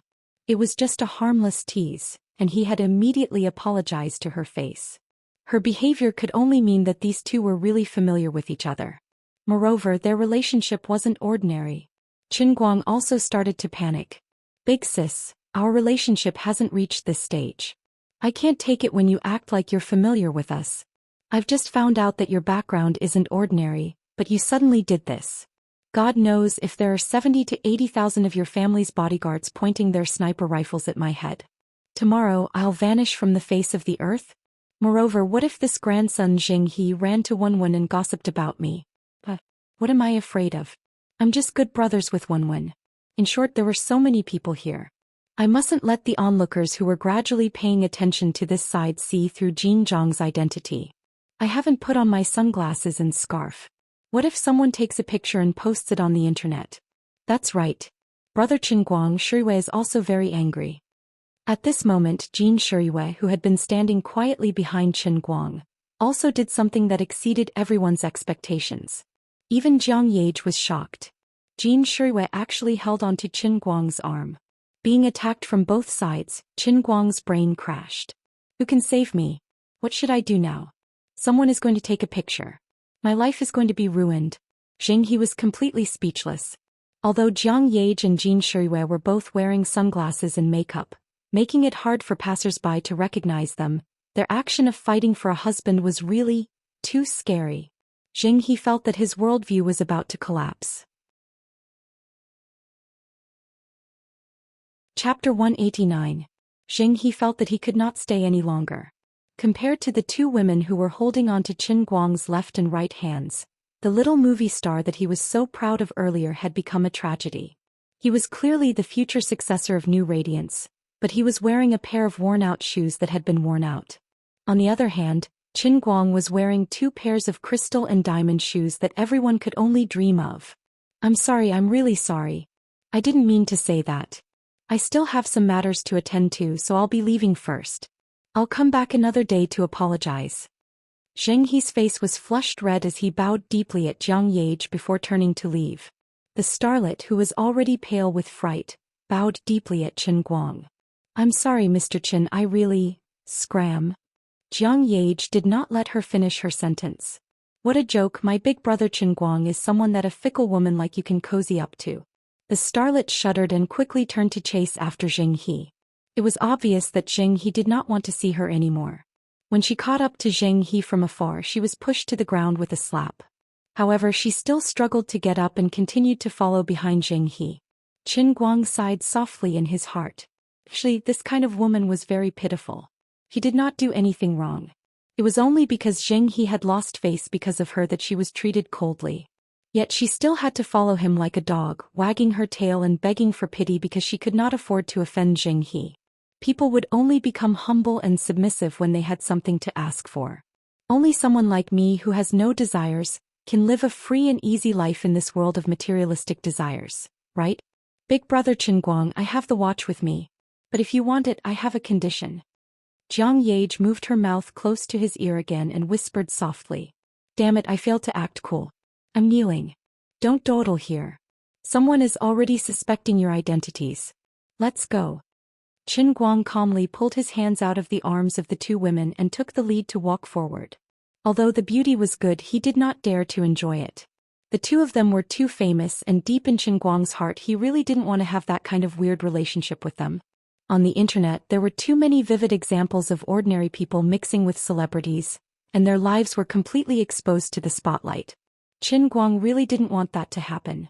Being the underwear Superman for the two of them had already made him extremely distressed. If he were to become the celebrity's boyfriend again, he would really be poor. He also didn't know how much pressure he would have to face from their families. He couldn't bear it. Why were there two of them? Qin Guang slapped his forehead. Just now he held Jiang Yage's hand. Although he was caught unprepared with this woman's usual temperament, it seemed to be reasonable. Jin Shiyue's action made him a bit confused. Jiang Yage also couldn't understand. The two women followed behind Qin Guang. She whispered to Jean Shuiwei and asked, "Big sister Shuiwei, why were you holding his hand just now?" Women were like this. No matter how good their relationship was, there were some things that they weren't willing to share with others. Jean Shuiwei knew what Jiang Yage was concerned about, but only faintly smiled. "Didn't you want to help him scare that New Light's Jing family's young master? Just you alone isn't enough. Didn't you see how scared that Jing fellow was when I also held his hand? He must be doubting his life when he goes back, right?" Jiang Yage immediately let go of her wariness. She convulsed with laughter and heavily patted Jean Shuiwei's shoulder. That's right, that's right. Look at his expression just now. It's as if he saw the end of the world." Ah. Qin Guang, who was walking in front, eavesdropped on the two's whispering, but didn't say anything. He had a feeling that Jean Shuiwei's actions weren't that simple. After all, the strength she used to hold his hand wasn't lighter than Jiang Yage's. Perhaps she used even more strength? When the three of them arrived at the car park, Zheng He had already driven away in his broken Bentley. At this moment Qin Guang was feeling smug. You might be driving a Bentley but your car is filled with worn-out shoes. On the other hand, I might be driving a tattered Rena, but my car is more refined than yours. At first, Jiang Yage wanted to sit in the front passenger seat, but Qin Guang wouldn't agree no matter what. The glass sticker next to the front passenger seat wasn't very bright. He was afraid that people would recognize Jiang Yage from the outside, so he chased the two of them to the back seat. "Should I send you to the hotel directly to rest?" Bringing out his professionalism as a driver, Qin Guang asked out of concern since the two of them had just returned from a long journey, so they definitely needed a good rest. Unexpectedly, both Jiang Yage and Jean Shuiwei shook their heads. Jiang Yage blinked playfully and said, "We almost turned into cocoons on the plane. Why would we go to the hotel? Didn't I say it just now? The watch will definitely be given to brother Qin Guang, but there are conditions." Jean Shuiwei poked Jiang Yage's waist, asking her to restrain herself. Jiang Yage didn't agree. "Sister Shuiwei, don't poke me. We have agreed before that I will be fully responsible for the watch." Jean Shuiwei sighed and didn't say anything more. Qin Guang slapped himself in the face. Damn, the old man is walking further and further away from the path of having no desires. You can't expect me to repay you with my body just for this watch, right? To be honest, I will make a lot of money that way. Resigned to his fate, Qin Guang turned around and put one hand on the back of the driver's seat. "Say it, what do you want? Now that things have come to this, I won't die to save face and suffer. I admit that I am a greedy person. I really like this watch." Jiang Yage saw that he was so serious and was slightly surprised. She looked at him with a burning gaze. "Do you have any difficulties?" Qin Guang shook his head. "Nothing, it's nothing." He knew that Jiang Yage might want to give him more benefits, but he really wasn't such a shameless person. The so-called life-saving grace was nothing to him. Shamelessly taking a watch worth hundreds of thousands had already touched the bottom line of a man's dignity deep in his heart. What's more, he wasn't talking nonsense. This was indeed enough. In addition, how could he let these two people know that he took the watch to sell for money? He still had to put on a good show. Jiang Yage knew that he wanted to save face. Seeing that he didn't want to say more, she didn't continue to pester him on this matter. Although she was stupid from time to time, she wasn't really stupid. She was willing to take care of Qin Guang's pride. "All right then. Come and take it." After Jiang Yage said that, she took out a watch from her handbag, pulled open her collar and threw it inside. Then she puffed out her chest and looked at Qin Guang expectantly. Hearing those words, Qin Guang's face turned dark as he inwardly cursed. "If it wasn't for the fact that you're willing to sacrifice yourself to push Jean Shuiwei into my embrace, I wouldn't have a good first impression of you. Otherwise, I wouldn't be able to be friends with you for the rest of my life. You better be more like it." In the end, he couldn't hold it in. This was too much of a bully. Chapter 190. Seeing that Qin Guang was angry, Jean Shuiwei poked Jiang Yage with all her might. Jiang Yage blushed. I accidentally got carried away again. How would they know that Qin Guang's angry look was just a facade? In fact, he was also in a dilemma. Should he take the watch or not? He was not sure if Jiang Yage was serious or just teasing him. After all, this woman had too many bad records. He asked himself. From this angle, Jiang Yage's plump breasts were indeed very attractive. Qin Guang had seen Jiang Yage's dance performance on TV more than once. Although Jiang Yage's left and right hand were not famous for their dance music, that was only because the two women's talents were too comprehensive. She had been dancing for a long time, so her figure was far more fit and beautiful than the average person. Her natural perky breasts were even more attractive under her deliberate perky breasts. It was not hard to imagine that the elasticity must be excellent. If I really take it, can I really put my hand into her neckline? But is it possible that she is testing me on purpose? If I really put my hand in, will she and Jin Shuiwei look down on me? Damn. It's very possible. You are so vicious, digging such a big hole for me out of nowhere. How can a gentleman like me give in so easily? Qin Guang continued to keep a straight face and activated his sage mode. Jiang Yage looked at Qin Guang timidly. She was a little scared. But no one knew what was going on in her mind. She suddenly plucked up her courage and clenched her teeth. Fight. She, who was sitting in the back row, suddenly stretched out her hand and grabbed Qin Guang's hand that was hanging in midair. Then she stretched it towards her chest. Damn. I'm going to explode. Qin Guang roared in his heart. Take it. Oh my god, I suddenly feel weak. There must be something wrong. Well, it's my moral integrity that is broken. In the blink of an eye, Jiang Yage pulled Qin Guang's hand to her chest. She was also flustered and didn't aim at the right angle, causing her to bump into Qin Guang. The claw deviated by 3 inches and hit one of the peaks, almost flattening it. For a brief moment, Qin Guang was at a loss as to what to do. Jin Shuiwei was also shocked by Jiang Yage's sudden action.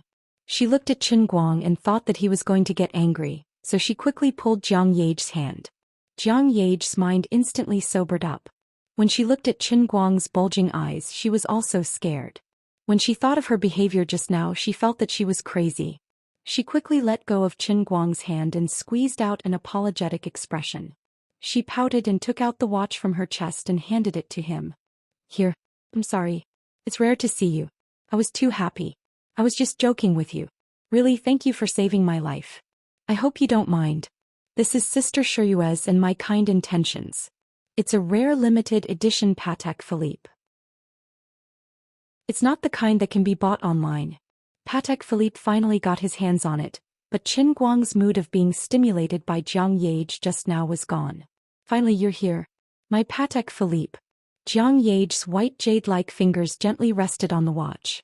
The watch mirror made of natural sapphire was so bright and dazzling under the sunlight. The round and steady dial shone with a silver metallic luster. The hands inside and even every scale on the dial looked so perfect and harmonious. It was simply a work of art that excelled the workmanship of nature. The lines on the crocodile skin strap were so fine and neat, so exquisite that people couldn't bear to touch it. Looking at it quietly, Qin Guang tried to control his breathing and heartbeat. He didn't want to appear so worldly, but this watch was really too important. It was so important that he felt that his heartbeat was about to stop just by looking at it. Jin Shuiwei on the side took on the role of the commentator. This watch was brought back from Geneva by a friend of mine a few days ago. It is said that it is one of the most satisfactory works of Patek Philippe's chief master, Bronte Comet. Of course, it is only a property after all. It is not as precious as life. When you saved our lives, someone took a video. We saw you sprinting against time in the water, and we also thought that giving you this watch is the best way to express our gratitude. It's nothing. It's really nothing. Everything is predestined. For me to appear there at that time, it was also fate. It was fate. Even without me, maybe someone else could have done it. Qin Guang said, but his heart was beating faster. He had checked the price of Patek Philippe on the internet. He thought it was at most 5 or 600,000 yuan. But listening to Jiang Yage and Jin Shuiwei, it seemed that 5 or 600,000 yuan was not enough to buy this watch. Although he didn't know Bronte Comet, since he was called the chief, the things he made would not be cheaper than those mass-produced by others. Just like the same brush calligraphy, some people's calligraphy was worth more than 10,000 yuan, while some people's rice paper could only be piled up at home. Well, the more valuable it was, the better. Qin Guang slowly reached out and approached the watch little by little. He even blamed Jiang Yage in his heart. Such a valuable thing, but you put it in your bag casually instead of putting it in a box. What if it was scratched? At this moment, Jiang Yage's fingers accidentally shook, and the Patek Philippe slipped from her fingers and fell to the ground in front of the 3 people's stunned eyes. I was scared to death. I was scared to death. Fortunately, there was no damage. Qin Guang carefully put the watch into the box and glared at Jiang Yage. Careful. Look, after I got the thing, I instantly recovered my domineering attitude. Jiang Yage felt wronged. My skin is too good. I didn't expect it to be so smooth. Did you eat slippery fruit? Qin Guang was ready to start the car and leave. Let me tell you. When I saved the two of you that day, Jin Shuiwei had already lost consciousness. You're probably still a little conscious. At that time I admired you. You actually pushed Jin Shuiwei over and you were pushed far away. At that time I simply admired you and felt that you were a living great man. But now you have completely destroyed your image of a great man in my heart. Your star image and the light of a saint in my heart have completely collapsed. Ah, there is such a thing? I have no impression at all. Sister Shuiwei, don't listen to his nonsense. Jiang Yage looked like she didn't remember at all. Ba. What image of a saint? I am not so noble. Jin Shuiwei trembled slightly. She squeezed out a complicated smile on her face and glanced at Jiang Yage. Yage. Jiang Yage waved her hand like an electric fan. Sister Shuiwei, don't look at me like that. I don't believe it myself.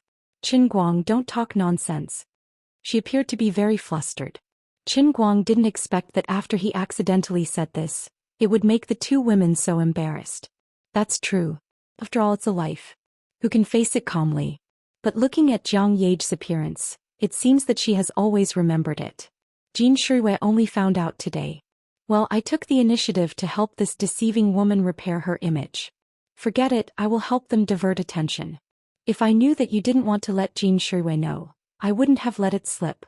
By the way, since I said that I will agree to your request, say it? Although I have hundreds of thousands of affairs every minute, I have already planned the whole day for you two distinguished guests. The old man has been running the internet for more than 10 years. I have picked up tens of thousands of customers, but there is really no one as distinguished as you two. Qin Guang began to play funny. His mood is indeed very good. He got the watch. Just now, Jiang Yage went crazy and gave him such a good benefit. How can he not be happy? To be honest, it feels good to be friends with her. Not lacking money. Also giving benefits. But she shouldn't really like me, right? I feel that she is very slutty. This kind of woman, I can take advantage of her, but I must not take her seriously. Celebrities are really deep. But we are not the same kind of people. Don't think of a toad eating swan meat. Jiang Yage and Jin Shuiwei immediately diverted their attention. Chapter 191. Then we'll go with the original plan? Jiang Yage's eyes lit up as she asked Jin Shuiwei. Jin Shuiwei was a little absent-minded. She nodded and said, that's it. Take us out to play. It's been a long time since the two of us had a good time playing together. You know how tiring it is to be a celebrity. There's no freedom at all. Jiang Yage leaned against the back of the passenger seat and said to Qin Guang. Qin Guang thought that they were probably going to the private club for coffee. He nodded and said, okay. I'll do whatever you want. Jiang Yage was overjoyed. Then it's a deal. Let's go to Disneyland. Qin Guang's mind was in a daze until the three of them stood nervously under the Ferris wheel. He didn't think that the two of them would be so daring. They didn't play by the rules and were completely unreasonable. Weren't they afraid of being recognized? Well, there was no possibility of being recognized. Sun hats, big sunglasses and big masks with Nick the Fox and Judy the Bunny printed on them. It's fine if we're fully armed, but why are you doing the same? Don't you look even more suspicious? Jiang Yage said in a muffled voice through the mask. Qin Guang didn't look much better. He wore the same big sunglasses and from his neck all the way to his eyes he was wrapped tightly in his scarf.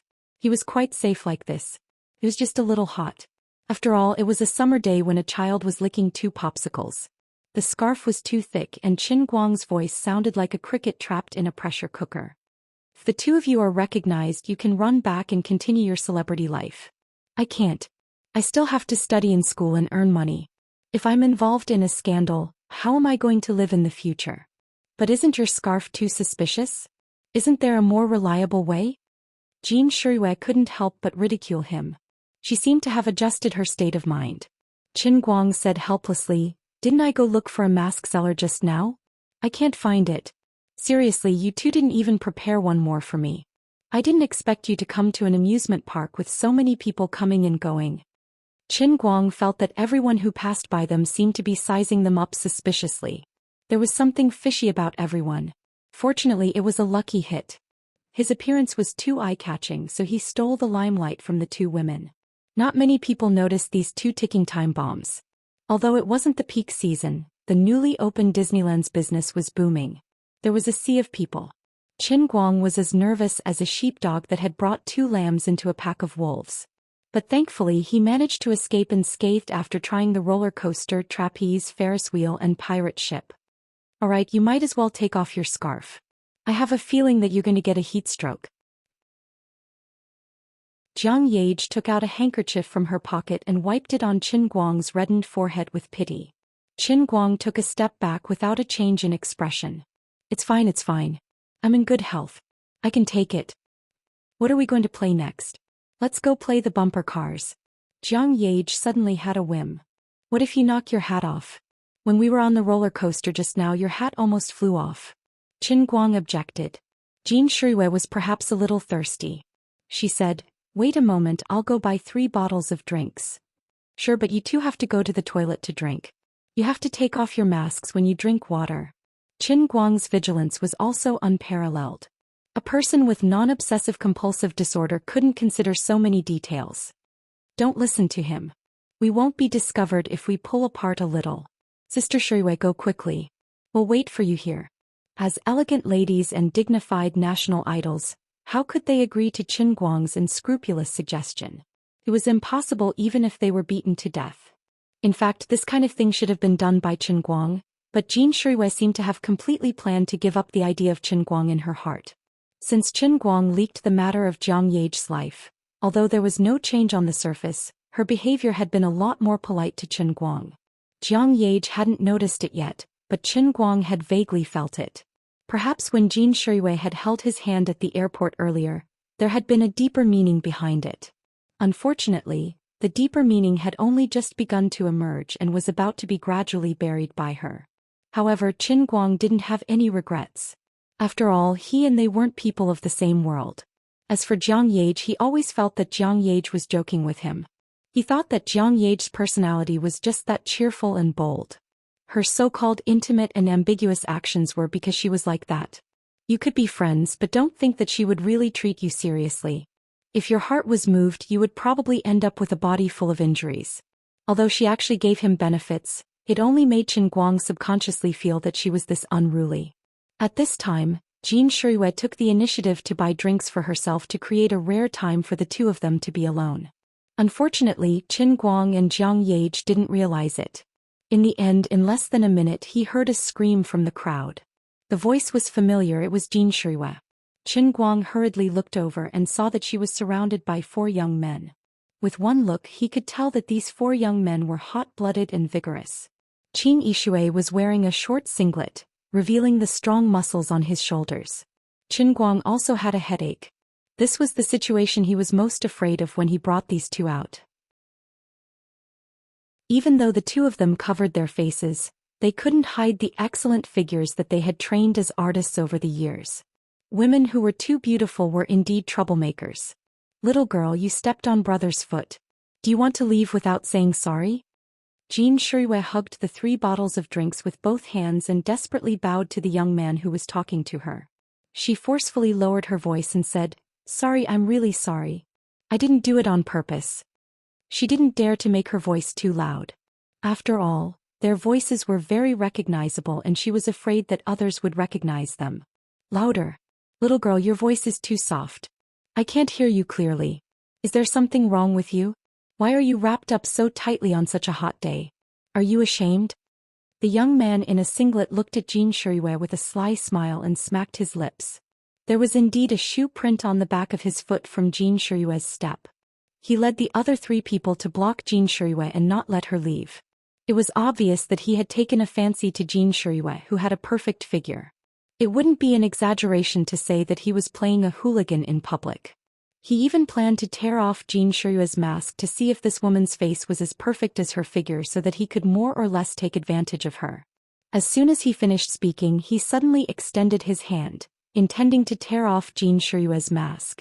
Jin Shuiwei panicked. She wanted to retreat, but there was also a young man in a singlet behind her.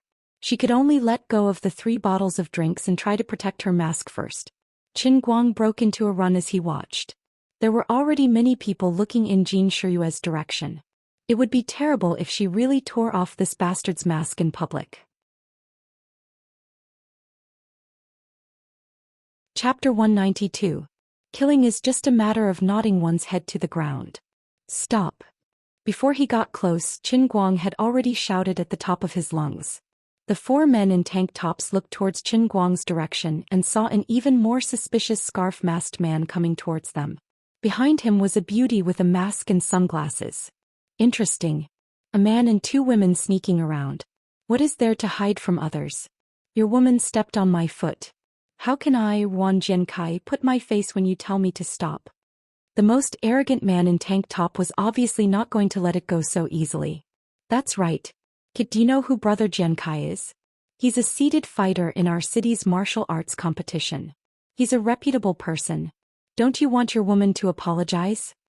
Since Wan Jiankai said his name, the other 3 men didn't hide it anymore. One of them said this and blocked Qin Guang. Since Wan Jiankai was a contestant in some kind of fighting competition, the other 3 should be similar to him. They were also martial artists.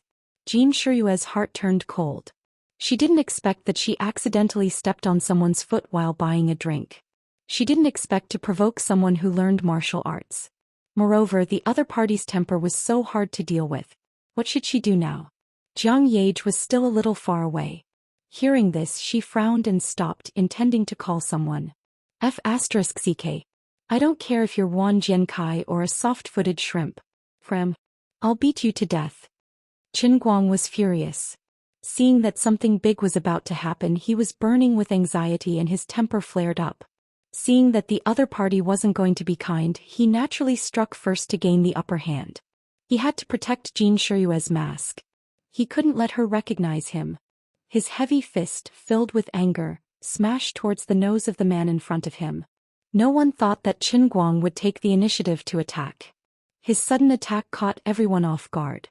The heavy fist, with a violent anger, smashed fiercely on the kid's face.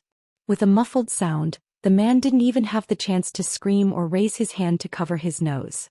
Instead, he fell to the ground. He was knocked out on the spot by Qin Guang's sudden heavy punch. Jiang Yage, who was about to call for help, was dumbfounded. Her phone fell to the ground with a clatter. There was only one thought in her mind. Oh no. Wan Jiankai, who was about to grab Jin Shiyue, was also dumbfounded. The young man who blocked Qin Guang was his junior in the dojo. Although his strength wasn't that great, he had been training in combat for half a year. His body was also very sturdy. His coach said that he had quick reflexes and was a good seedling, but he was knocked down in one move. There was no reason for that. Jin Shiyue cupped her hands and covered her eyes. She couldn't bear to look in that direction. Her mind was blank. Someone in the crowd next to her had already screamed. Those who saw the whole thing from the beginning to the end were secretly cursing Qin Guang for being too impulsive. Doesn't this young man know how to talk nicely to others? There are 4 of them and they are all so sturdy. Something big is going to happen. He can't do anything about it. Look at the other 4 young men. They don't look like they can talk nicely. He can't do anything about it, right? Why don't we help him call the police? Why do you care so much about other people's business? Let's go. Many people around had the same thought at this time, but there were also some brave people who couldn't bear to leave and continued to watch the show. Wan Jiankai first glared at Jin Shiyue fiercely and said, "I'll come back to deal with you later." Although one of his people was down, Wan Jiankai didn't particularly care. After all, the young man was a newcomer. His level was relatively low. Perhaps he was caught off guard by the sudden sneak attack. The other 2 people had already moved in the direction of Qin Guang one after the other. Looking at their companion who had fallen on the ground, his eyes were open, but only the whites of his eyes could be seen. His nose was bleeding and the bridge of his nose was crooked to one side. It seemed that the injury was not light. It was unknown whether it was dislocated or fractured. Tragic, really tragic. The 2 of them were suddenly furious. They were people who had trained hard in the boxing ring and obtained a lot of results, but they were actually knocked down by this young man's sneak attack. How could they tolerate this? Brat. Do you want to die? One of them clenched his fist and came in the direction of Qin Guang. He had learned from the previous person's lesson. Although he looked arrogant on the surface, he had secretly concentrated all his energy and planned to teach this sinister villain a lesson. Qin Guang was silent and continued to move forward. He only stopped when he was in front of this person. Get out of the way. Once he thought of the impact that might be caused if Xianxia's mask was pulled off, Qin Guang's mood couldn't be good. Moreover, it was clearly these few grandsons who were pestering him. Did they really think that he was made of clay? Damn, we all thought that we were the most arrogant, but you're almost as arrogant as the heavens. This person first cursed, then angrily threw a punch, aiming directly at Qin Guang's face. Qin Guang suddenly leaned to the side and tilted his head to the side, narrowly avoiding the opponent's punch. Then he slightly bent his waist and clenched his right hand into a fist. Suddenly he punched upwards and hit the opponent's chin. Qin Guang's movements were too fast and the strength of his fist was too strong. Although this person already knew that he was in trouble when Qin Guang dodged, and that his opponent was really an expert, his reaction was a step too late. Qin Guang's punch sent him flying into the air before he fell to the ground. In the end, he couldn't even last a single round. After putting down the second person, Qin Guang didn't stop. He took a step forward with his right foot, and before the second person fell to the ground he had already swept past him. The third guy in tank top was first shocked and subconsciously took a step back. What are you afraid of? He can't possibly let all four of us be defeated by him alone. Wan Jiankai had already walked up and said fiercely from behind. Brother Jiankai, he seems to be really strong? Although this person no longer retreated, he didn't dare to move forward. Wan Jiankai snorted. How strong can he be? Coward. Get lost. Wan Jiankai said, clenched his fist and stood in front of Qin Guang. Qin Guang tilted his head and looked at Xianxia, who was blocked behind him. Thank God her Nick Fox mask was still on her face. This matter was caused by you guys. If you are a little more conscientious and step aside, I won't pursue this matter any further. Qin Guang said with a straight face. Hehe. Do you think I won't pursue this matter just because you say so? Do you really think you're a big shot just because you have a little bit of skill? Today I will teach you what it means to say that there is always someone better than you. Wan Jiankai was a hot-tempered person, and as a professional fighter he had his own pride. His own people were beaten up in front of his eyes, and he felt that he couldn't be kind. Although the cause of this matter was indeed because he had bad intentions towards Xianxia, he didn't think that he was in the wrong. As soon as he finished speaking, he took the initiative to attack Qin Guang. He suddenly pounced forward and raised his leg, which was a combination of Muay Thai techniques and a knee strike. His movement was very fast. From the moment he was about to raise his leg to the knee strike in front of Qin Guang, it was only a short moment and it carried a strong and heavy force. At this moment, Qin Guang was truly enraged. Fuck. You want to die? I will fulfill your wish. He suddenly took half a step back, clenched his right hand into a fist, and punched Wan Jiankai's knee meniscus from top to bottom. Qin Guang's fist and Wan Jiankai's knee strike were actually going to meet force with force. A cold smile appeared on Wan Jiankai's face. I have been training in martial arts for at least 5 to 6 years, and this knee strike technique is even more years of hard work. You actually dare to use your fist to attack. Aren't you afraid of breaking your wrist? Just as he was thinking about this, bang. A muffled sound that made people's ears ache rang out, and the fist and knee finally collided fiercely.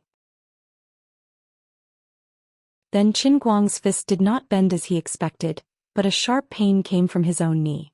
How could he have known that his knee indeed had several years of hard work? But Qin Guang's fist had been trained in the Sea of Fleeting Time for 20 years. Pain shot through his whole body like lightning, and Wan Jiankai's mouth opened wider and wider, and he was about to cry out in pain. But Qin Guang suddenly formed a claw with his left hand and grabbed his face. His left leg stepped forward, tripping Wan Jiankai's left calf, and his left hand exerted force, and Wan Jiankai's whole body fell backwards. From the beginning of the fight to the time all three of them were knocked down, not even 40 seconds had passed. Feeling the dull pain in the bones of his right hand, Qin Guang grinned. This person had some skill, and if he was not careful and really fought with him in a tug-of-war, he might not have won so easily. If you want to blame someone, you can only blame yourself for daring to meet force with me. In the blink of an eye, the situation had changed and the surrounding crowd was completely dumbfounded. The last guy in a vest wasn't much better. He was trembling and couldn't say a word. How could he still dare to be arrogant?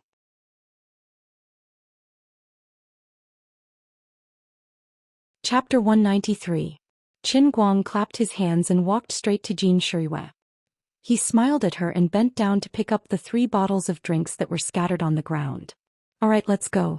It's not a big deal. Even if they call the police, we don't have to be afraid. They were the ones who took liberties with innocent women first. As he spoke, Qin Guang realized that the area in front of his mouth was empty. The violent movement just now had caused the scarf to fall off his face. But it didn't matter. Anyway, Jin Shirue's mask was still on. Jin Shirue nodded blankly and was about to follow Qin Guang out.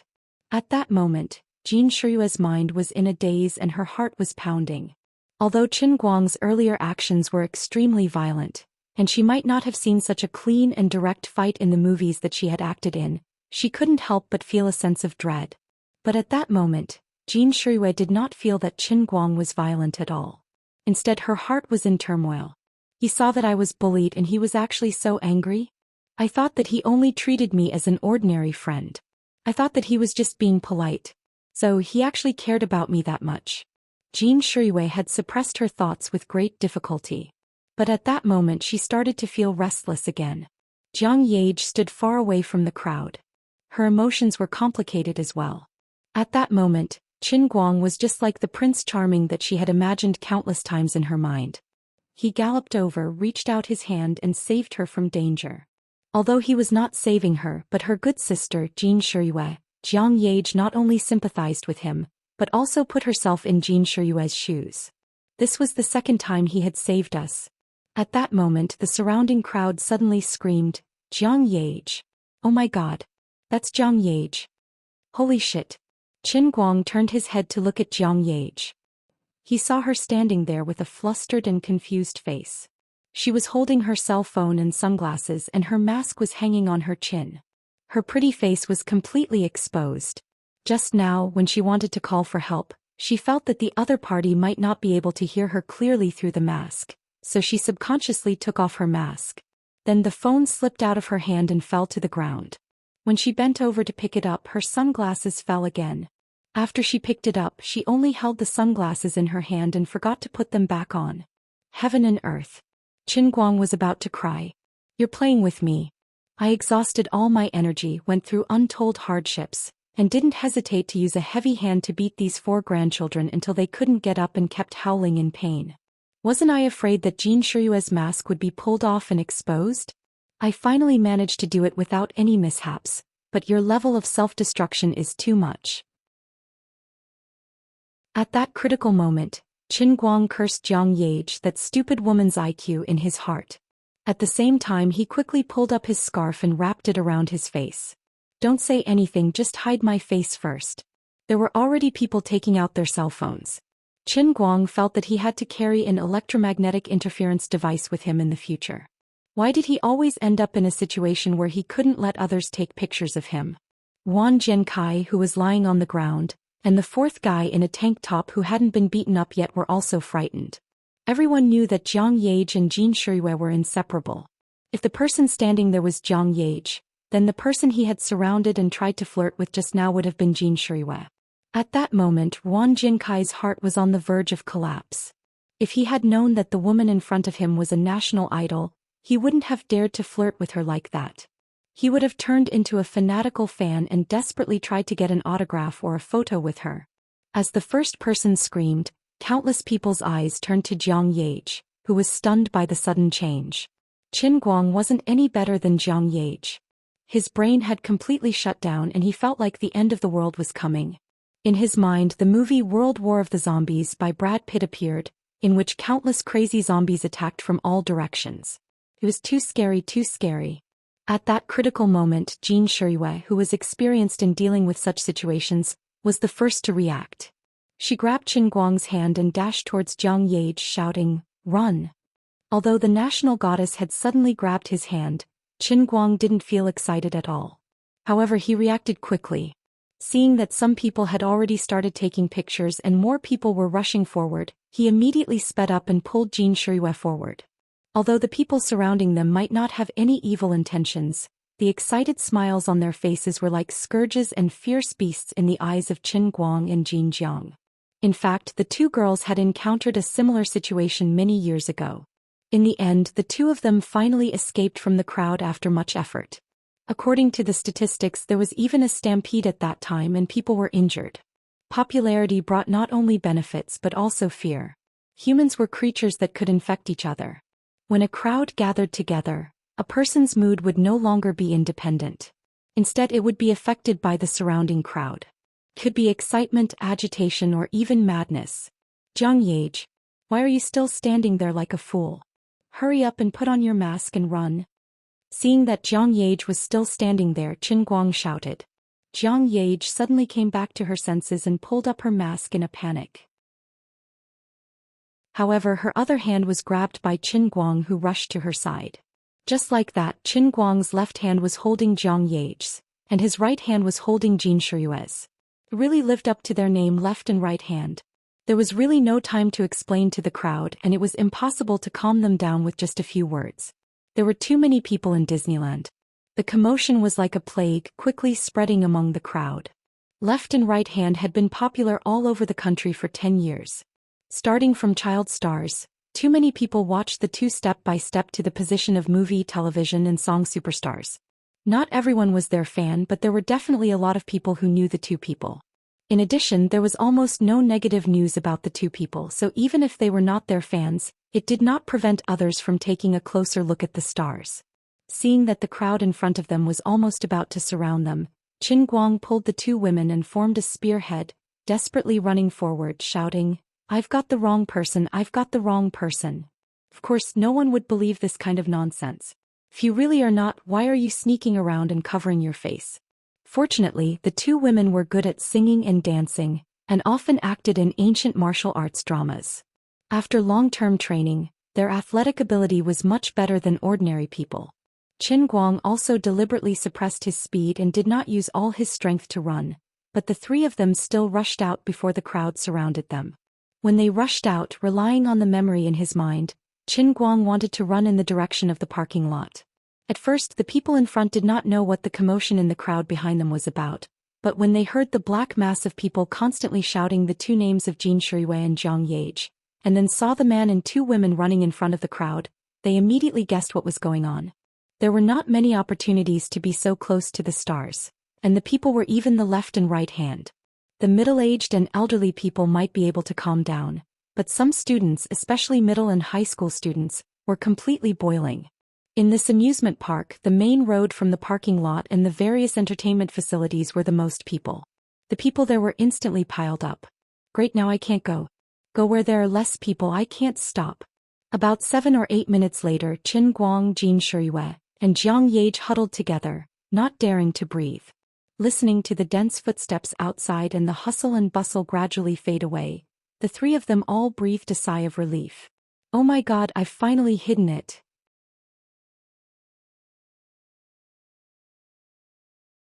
Chapter 194. At that moment, the three of them were hiding in a blue container truck. It was also a blessing from the heavens that the three of them relied on their superior physical strength to forcibly escape from the pursuit of countless people. Although there was still a large group of people behind them, Disneyland's security guards reacted in time and started to take action, more or less delaying the pace of the people behind them, which gave them the most precious time. Although the three of them didn't enter the public parking lot, after countless turns, they turned a corner and accidentally ran into the staff building of Disneyland's management office. It was the staff parking lot. There was an empty container truck parked in the parking lot, but it wasn't locked. Qin Guang knew that running like this wasn't a solution. It would only make the chaos in Disneyland more and more serious, and it might even turn into a stampede. When he saw the container truck, he made sure that it was in the blind spot of the people behind them. He made a prompt decision, rushed up and threw the two of them up. Then he quickly got into the truck, closed the door and hid inside. Those people should have gone far, right? After a long time, Jiang Yage asked in a low voice with a red face. Qin Guang took off his scarf. He was so bored that he couldn't stand it anymore. You still have the cheek to talk? Can you be any worse? Why are you wearing a mask? You even took off your sunglasses. Even if you had kept your sunglasses, it would have been better. Your ability to screw over your teammates is truly unprecedented. Jiang Yage was so embarrassed that she explained the situation in a low voice with a red face. Qin Guang wanted to kick her to death. You really can't do anything right, but you always spoil things. Jin Shuiwei didn't say anything from the beginning to the end, because until now, Qin Guang was still holding her hand tightly. Since she was a child, she had never held hands with anyone for such a long time, even when she was acting. Qin Guang was exerting his strength, since he was exhausted from running earlier. Hence, the temperature of his palms was high, which made Jin Shuiwei feel warm in her heart and hands. On the other side, Jiang Yage was not unhappy at all after being taught a lesson by Qin Guang. Instead, she felt surprised. In the past, no one had dared to teach her like this. Even her peers who were of the same status as her all acted like gentlemen in front of her, not to mention those who wanted to flatter her. Among the boys of Qin Guang's age, there were quite a number of them who were fans of the two of them. There were a large number of them who were chasing after them just now. If those people saw her, they would be so nervous that they would be breathless. Jiang Yage felt very strange. Brother Qin Guang was also an ordinary college student. Why was he so different from others? No wonder I fell in love with him so easily from the beginning and was so determined to devote myself to him. He's really special. If Qin Guang knew what Jiang Yage was thinking, old Master Guang would probably just want to howl to the heavens. I used to have a very high and unattainable attitude towards you. Alright, you destroyed your own image in front of me. Your idol image in my heart has long been shattered into pieces. At this moment, the door of the container truck shook violently. The three of them were stunned. What's going on? Kacha, kacha, kacha sounds came from outside again. The three of them looked at each other in confusion. The container truck was locked from the outside. Can't be so coincidental. We've only been hiding for a few minutes and the driver is already back? Alright, actually, a few minutes was really a long time. Qin Guang stood up and ran to the door of the container truck. He peeked through the gap and saw that there was no one outside. What do we do now? Jin Shuiwei's hand was finally released by Qin Guang. Her heart felt empty, but she quickly calmed down and got up to ask. Jiang Yage moved to Qin Guang's side and pretended to push the door open. Qin Guang stopped her. Don't. It should be the driver who locked the door. Before he finished speaking, the truck started. Qin Guang pulled the two of them to a corner and sat down together before continuing. Aren't we worried about not being able to get out of the amusement park? Isn't it better to take this truck? If we knock now, what if someone sees us when we go out? After all, our clothes and the combination of one man and two women have been recorded. The two girls nodded in unison, feeling that what Qin Guang said made sense. Do you see the hole in the top of the container? It can be ventilated. Although it's a little hot inside, it won't suffocate. Stable. Anyway, it's safe. When he gets out of the amusement park, we can go and knock on the back window. He can hear the sound. Seeing that the two girls were still a little uneasy, Qin Guang comforted them again. His heart felt stifled. I knew nothing good would come out of bringing you out. As expected. Mr. Policeman, please believe us. We are really innocent. We are not suspicious people. Really. Look at my sincere eyes. I'm a student of Gokyo University. This is my student ID. I'm also a good Samaritan. Oh, I also have a silk banner. This was given to me by the Wuxia town branch. Look at this photo on my phone. He's a real good citizen. After saying these words, Qin Guang desperately widened his eyes. His pair of affectionate eyes exuded a charming radiance as he stared at the handsome young policeman in front of him. The young and handsome policeman in uniform looked at the three people in front of him suspiciously. He felt that these three people were playing with him. Do you think I'll believe you? The policeman's brows furrowed even tighter. Especially when he saw the silk banner that Qin Guang presented like a treasure. On the left were the words Wuxia Town Branch. He almost laughed out loud. As for Qin Guang's sincere eyes that he thought could move China, he was completely ignored. Officer. These three people are really suspicious. I was just waiting for the traffic light when they suddenly knocked on my back window. Scared me. I quickly got out of the car and opened it. These three people were actually hiding in my container. Look at them, if they aren't thieves, what else can they be? The bearded truck driver was complaining about what had happened to him in an emotional tone. That's right. At this moment Qin Guang and the other two were indeed wrapped up tightly. Jin Jiang and Jin Guang had returned to their previous big sunglasses, sun hat and animal masks. Qin Guang was even worse. His scarf was wrapped so tightly that only his eyes could be seen. That was why he said to look at his sincere eyes, because he couldn't see his face at all. All right. You didn't suffer any financial losses, did you? The policeman was quite easy to talk to. The driver nodded. I didn't lose anything. If you didn't lose anything, then leave first. You're such a big truck. You're blocking the traffic by stopping at this intersection. I'll bring these 3 people back to the station to record their statements. The policemen seemed to have made a decision. This frightened Qin Guang and Jin Jiang. With their condition, if they were to be sent to the police station, it would be disastrous. Helpless, Jin Shuiwei could only step forward. After the driver left, she walked forward. After a while, she took off her mask, took off her sunglasses, and raised her head to look at the policeman. Hello, comrade. I'm Jin Shuiwei. We really aren't suspicious people. It was just a freak combination of factors that led to us being locked in the container truck. Oh my god. Jin Shuiwei. Oh my god. I've liked you for a whole 8 years. I've been collecting your posters since junior high. Old Master Guang was completely dumbfounded.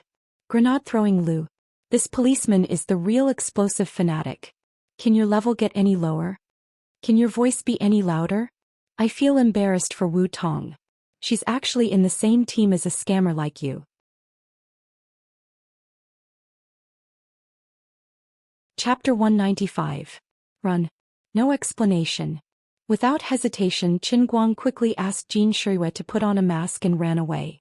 Qin Guang pulled the 2 of them and ran 2 steps away. The policeman, who was on the verge of breaking down, squatted on the ground and cried. Damn, he's really a loyal fan. I can understand you a little. If I saw Ronaldo when I was in junior high, I probably wouldn't be any better. But now I'm a victim. Police comrade. Look at your uniform. Can you not add to the mess? You have to live up to your profession. Qin Guang threw out such a sentence from afar, but he had already run 20 to 30 meters away with the 2 girls. Fortunately, the crowd on the street wasn't that dense. In addition, Qin Guang's reaction was fast enough. Although many people looked suspiciously at the policeman who was crying on the ground, they didn't chase after him. Even the police were beaten to tears. How ferocious must this man and 2 women be? Don't be a busybody. The 3 of them sprinted all the way. When they passed by a clothing store, they went in. They didn't say anything else. Let's change first. We still have to go back to the amusement park to drive the car away. The 2 women, Jin and Jiang, also had quite a lot of cash on them. Although they looked suspicious, they were generous and did not haggle over the price at all. After a bit of picking and choosing, they let Qin Guang take the clothes to the counter and pay for them. He immediately changed into the clothes he was wearing. The people in the clothing store were making money, so they did not ask much. Needless to say, these 2 women were simply natural clothes hangers.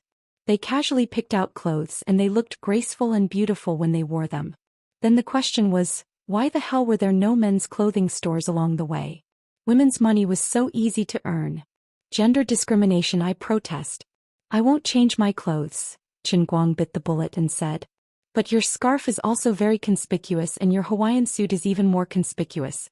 You will definitely be recognized. Our tracks have been exposed just now. If there are paparazzi with a keen sense of smell, they might be rushing over at this time. Jin Shuiwei said with some worry. Jiang Yage giggled. That's right. A mysterious man and 2 women visiting Disneyland together. Such a headline would be on the front page everywhere. Qin Guang pushed him away. All right, there's no need to say any more. I understand. Hey, can we not choose a dress? Can you stop playing? Qin Guang clenched his fists tightly behind Jiang Yage's back. I'm not joking.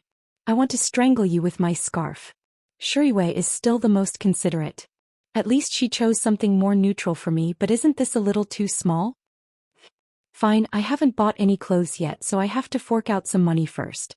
After all, Qin Guang was 1.8 meters tall. He didn't look strong on the outside, but his body was full of muscles. He had a good figure, but now it had become a problem. He couldn't fit into his neutral business attire. In the end, he still found something suitable for him. That's right, it was a maternity dress. Thankfully it wasn't pink. It was a beautiful ocean blue. What the hell is this lace at the collar? I object. Oh, do you have any lace ones over there? But it's either pink or with red cherries. Do as you see fit. Jiang Yage looked at Qin Guang's appearance. If it wasn't for the fact that she didn't dare to make too much noise, she wouldn't have been able to hold it in. Qin Guang secretly made up his mind. To think that I, the dignified second officer of the An Royal who killed people like flies, to think that I, the owner of the heavenly Holy Grail, was reduced to wearing a maternity dress. What a scam. When I get back, I will definitely burn these clothes to comfort my spirit in heaven. By the way, you have to change out of this dress later. I bought it based on my height. You can use it in the future. Don't waste it, Jiang Yage suddenly added. Qin Guang slapped himself hard on the face. He couldn't live anymore. Why didn't he just get rid of the evidence? The three of them returned to the parking lot with trepidation. Like thieves, they ran in the direction of Qin Guang's little rundown arena. They had just gotten into the car. When Qin Guang was about to take off his clothes, a Volkswagen Golf stopped beside him. Jiang Yage reacted quickly. She glanced over and saw a guy wearing a cap. He got out of the car with an SLR cannon in his hand. Paparazzi. Jiang Yage lowered her voice and reminded him. Qin Guang was about to take off his clothes. When he heard the voice, he was almost scared out of his wits. At this moment, the person next to him was about to rush into the amusement park, but he subconsciously looked to his side and happened to see Jiang Yage looking at him through the brown rear window. Oh my God. The veteran paparazzi who came to inquire about the situation jumped back in fright. He reflexively raised his SLR cannon. His professionalism was really high. On the other side, Qin Guang's face turned green with fright. Why the hell did he change into a maternity dress? Just run. He activated his racing god's special skill. He slammed down on the accelerator. The tachometer went straight to 5,000 RPM. The little rundown Rena sped out with its tires on fire, leaving behind a cloud of thick, choking smoke. The paparazzi was very professional. Qin Guang's racing sense was not bad either. The paparazzi with the cap had only raised his SLR cannon halfway. He could only squint at the cars but from the smoke. Chase. Fortunately, the parking lot where they were was paid by hand. There were no railings at the entrance. Qin Guang rushed out directly. Otherwise, he would have crashed into the railings. What the hell is going on today? It's more exciting than fighting a war. Whoever becomes your man in the future, unless he is a famous person who can stand it. Qin Guang sighed and let out a sigh of relief. He was really on the verge of breaking down. What he said was true, but it made Jiang Yage and Jiang Yage's expressions dim. These two girls were in their prime, but they never thought about the relationship between a man and a woman. First, they didn't meet someone they liked. Second, it was because of this. At this moment, Qin Guang just let out a sigh of relief. From the corner of his eye, he saw the white Golf rushing out of the parking lot from the rearview mirror. As a top paparazzi, oh no, an entertainment reporter, he was so close to the headlines. How could he let go of the opportunity to soar into the sky? If he didn't get some real photos, he swore not to give up. That guy also snorted. He actually chased out. Qin Guang snorted. Want to chase me? Jiang Yage can't even catch up with me in a Ferrari 488. You want to chase me with this broken Golf? Stop messing around, okay? The guy in front of you is the invincible racing god who earns 100,000 yuan a day, okay? 15 minutes later, Qin Guang's career as a racing god collapsed once again. Damn, you're cheating. Why is your Golf a 2.0T turbocharged cannon? It's not a 1.6L inline four-cylinder. This son of AB*T only needs 6.9 seconds to accelerate 100 kilometers per hour. On this comprehensive road condition, and without breaking the rules, it's not much worse than a Ferrari. I can't die in peace. There's no other way. If I want to get rid of him, I can only use the same trick. Qin Guang's face darkened. Both of you remember to fasten your seatbelts later. We're going to Phoenix Spring Mountain again.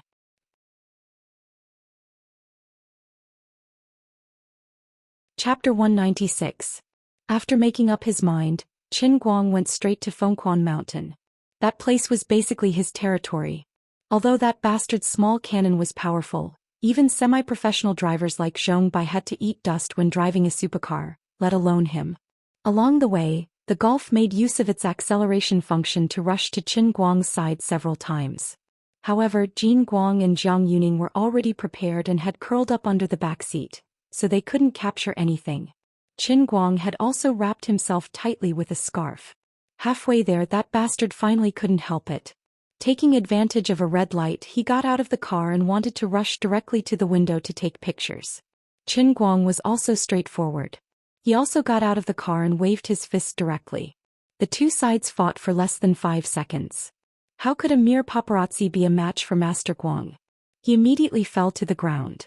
Qin Guang was planning to give him a ruthless beating so that this bastard would completely lose his ability to move, but the traffic police not far away were already rushing over here. There were still 2 large time bombs in the car. Qin Guang had no choice but to let the police call him over for questioning. He simply threw this bastard aside and went back to the car.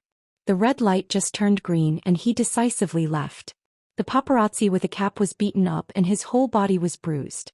But in this line of work he had been beaten up more than once or twice and it was not very shameful.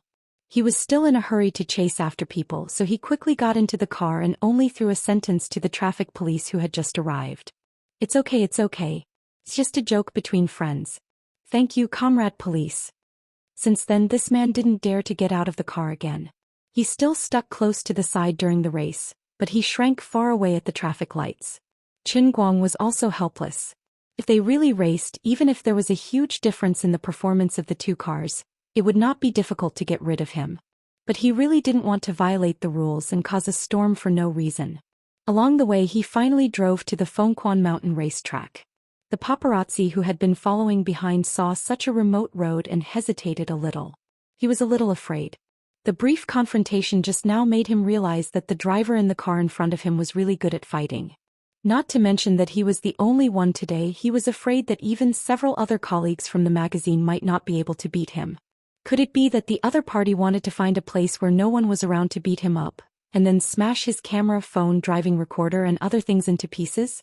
However, he didn't hesitate for long. It would only take a few seconds.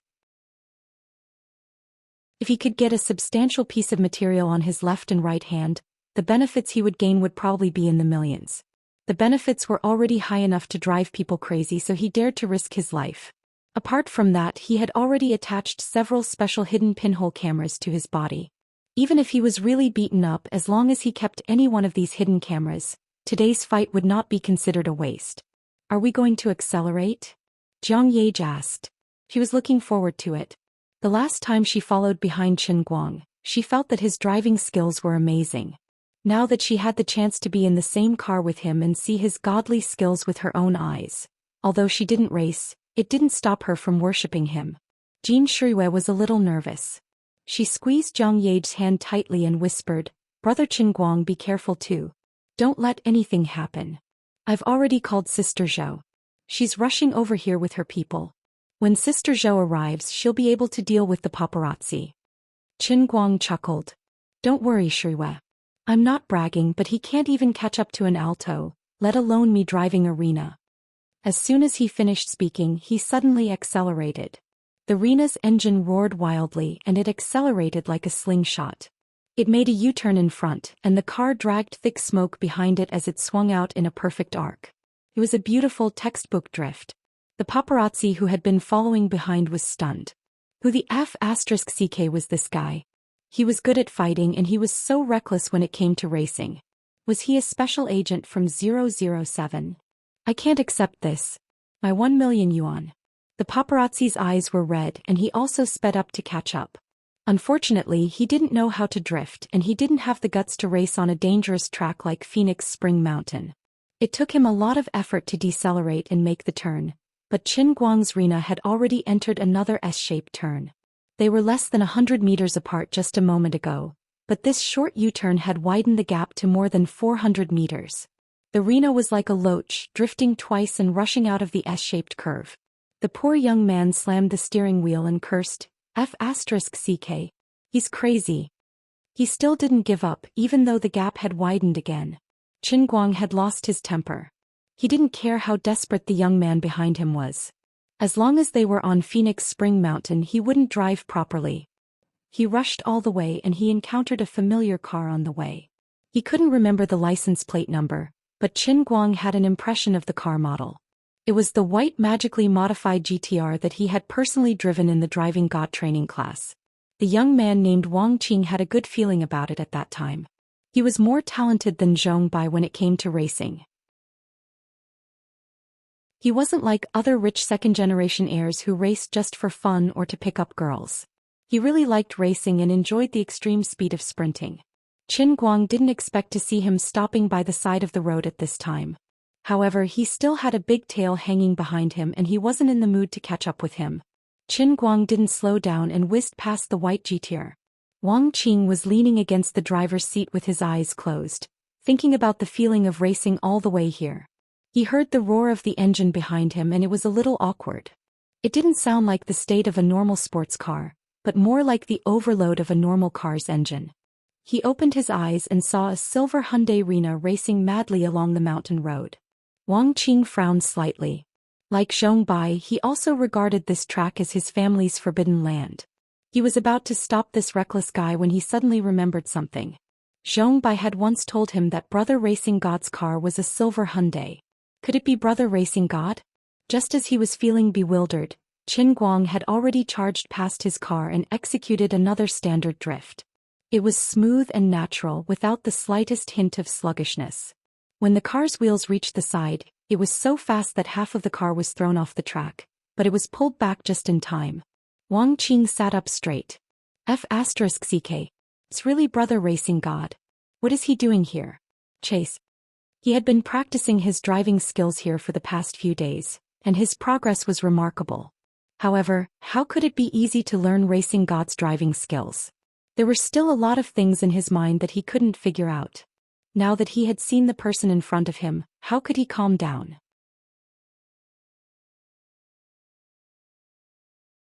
Chapter 197.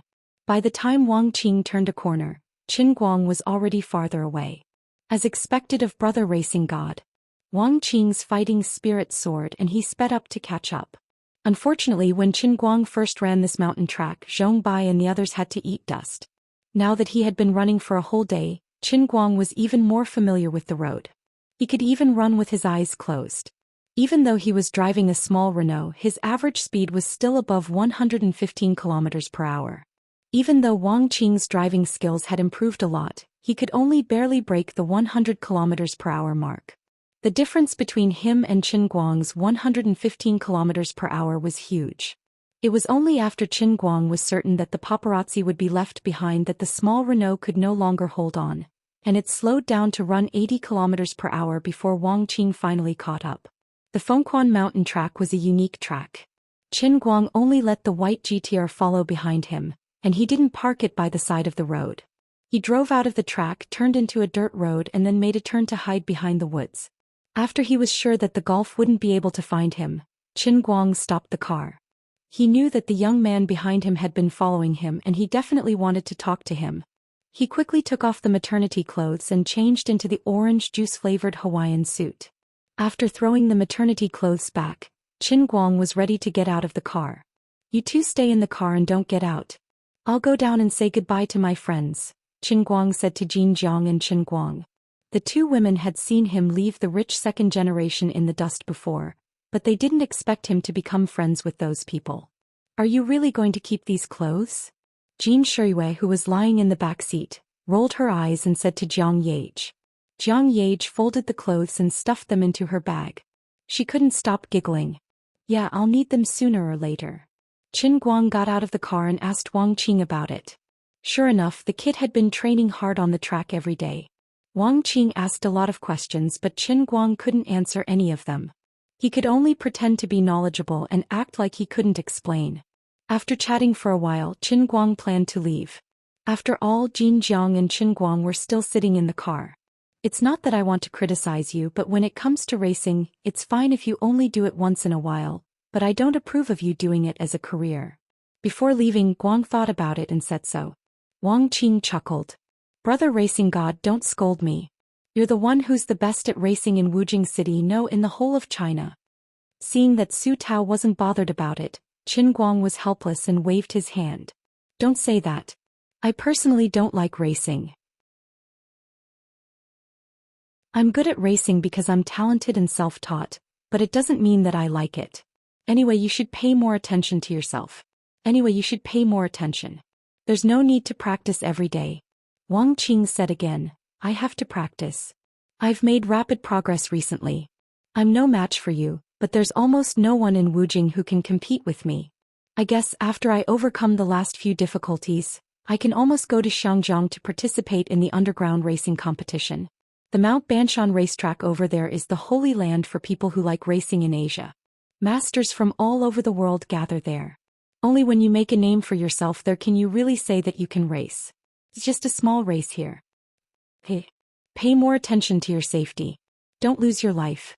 Some of my skills are not something that ordinary people can handle. Don't risk your life. By the way, is there a prize for the Mount Banshan racetrack? This was what Qin Guang was concerned about. Wang Qing shrugged indifferently. I heard that the prize is a lot, but I didn't ask carefully. It seems that it's 2 or 3 million yuan at most. But I don't care about the prize. I don't need that money, hee. Okay, I won't talk about you anymore. I'll go first. Qin Guang felt that he and Wang Qing were just barely acquaintances. Maybe they weren't even friends. Wang Qing really liked racing and treated it as if it were half his life. It was impossible for him to listen to his advice. It was meaningless to talk to a shallow acquaintance. He went back to his car, started it and left. After thinking about it, Qin Guang said, Why don't I send you back to the hotel? Although Shuriwei and I weren't photographed, you must have been photographed before. I don't know what's going on the internet now. Jiang Yage waved her hand indifferently. Hey, it doesn't matter. Let them say whatever they want. We didn't do anything sneaky. As long as Brother Qin Guang wasn't photographed, it's fine. Jean Shuriwei also had the same attitude. Brother Qin Guang, you don't have to worry about us. Sister Zhou will take care of these things for us. It doesn't matter if you two followed a mysterious man to the amusement park. Qin Guang asked curiously. It doesn't matter. You were so good at fighting at that time. You didn't need to find any public relations. Normal people would guess that you were a bodyguard. Jiang Yage hit the nail on the head. Qin Guang felt stifled. Right, he really thought too much. What kind of person was Wang Qing's left and right hand? Today he really acted as both a bodyguard and a driver. He being a bodyguard who could squeeze breasts was actually quite good. However, he really had a nervous breakdown today. Although Jiang Yage wanted to continue playing, Qin Guang finally sent them back to the hotel. When Jean Shuriwei and Jiang Yage got out of the car, Qin Guang went to the trunk and took out the bouquet of white bell-shaped flowers from it. He handed it to them with a red face. I don't have anything good to give you. After thinking about it, I can only give you this bouquet of flowers. Please don't dislike it. I know you must receive at least a ton of flowers every day, but my gift is light. He couldn't help but blush. When he was racing, he was having a good time, but he forgot that the bouquet was rolling around in the trunk. When he took it out, it was so miserable that it almost didn't look like a human. It was also because he was thick-skinned enough that he could still take it out and give it to others. Jiang Yage was overjoyed. She took the flowers from Qin Guang's hand with a smile. She didn't mind the miserable appearance of the withered flowers at all. She said with a smile, That's different. The flowers you gave me have a different meaning compared to others. I treasure them. Well, this woman is doing this again. Fortunately, brother has already seen through your nature. Then I'm leaving. With that, Qin Guang got in the car again. This was the entrance of the hotel. Although the two women were still wearing sunglasses and masks, they were still a bit conspicuous. When Qin Guang's car gradually drove away, Jiang Yage turned her head proudly. Sister Shuriwei, he gave us flowers. Did my emotional offensive take effect? Jean Shuriwei smiled and nodded her head. You think too much. Do you know what the flower language of the white bell-shaped flower is? What? Pure love. Jean Shuriwei raised her eyebrows. Gratitude means pure gratitude. Why is he thanking us? Jiang Yage didn't understand. Jean Shuriwei only smiled and didn't say anything. The two walked side by side into the hotel. Jiang Yage suddenly came to her senses and suddenly said, Sister Shuriwei, don't you think that Brother Qin Guang is actually very short of money? Jean Shuriwei nodded. After he saved us, I saw it. Otherwise, why do you think I specially spent time to prepare this watch? He gave us the white bell-shaped flower, which is actually to thank us for giving him this watch.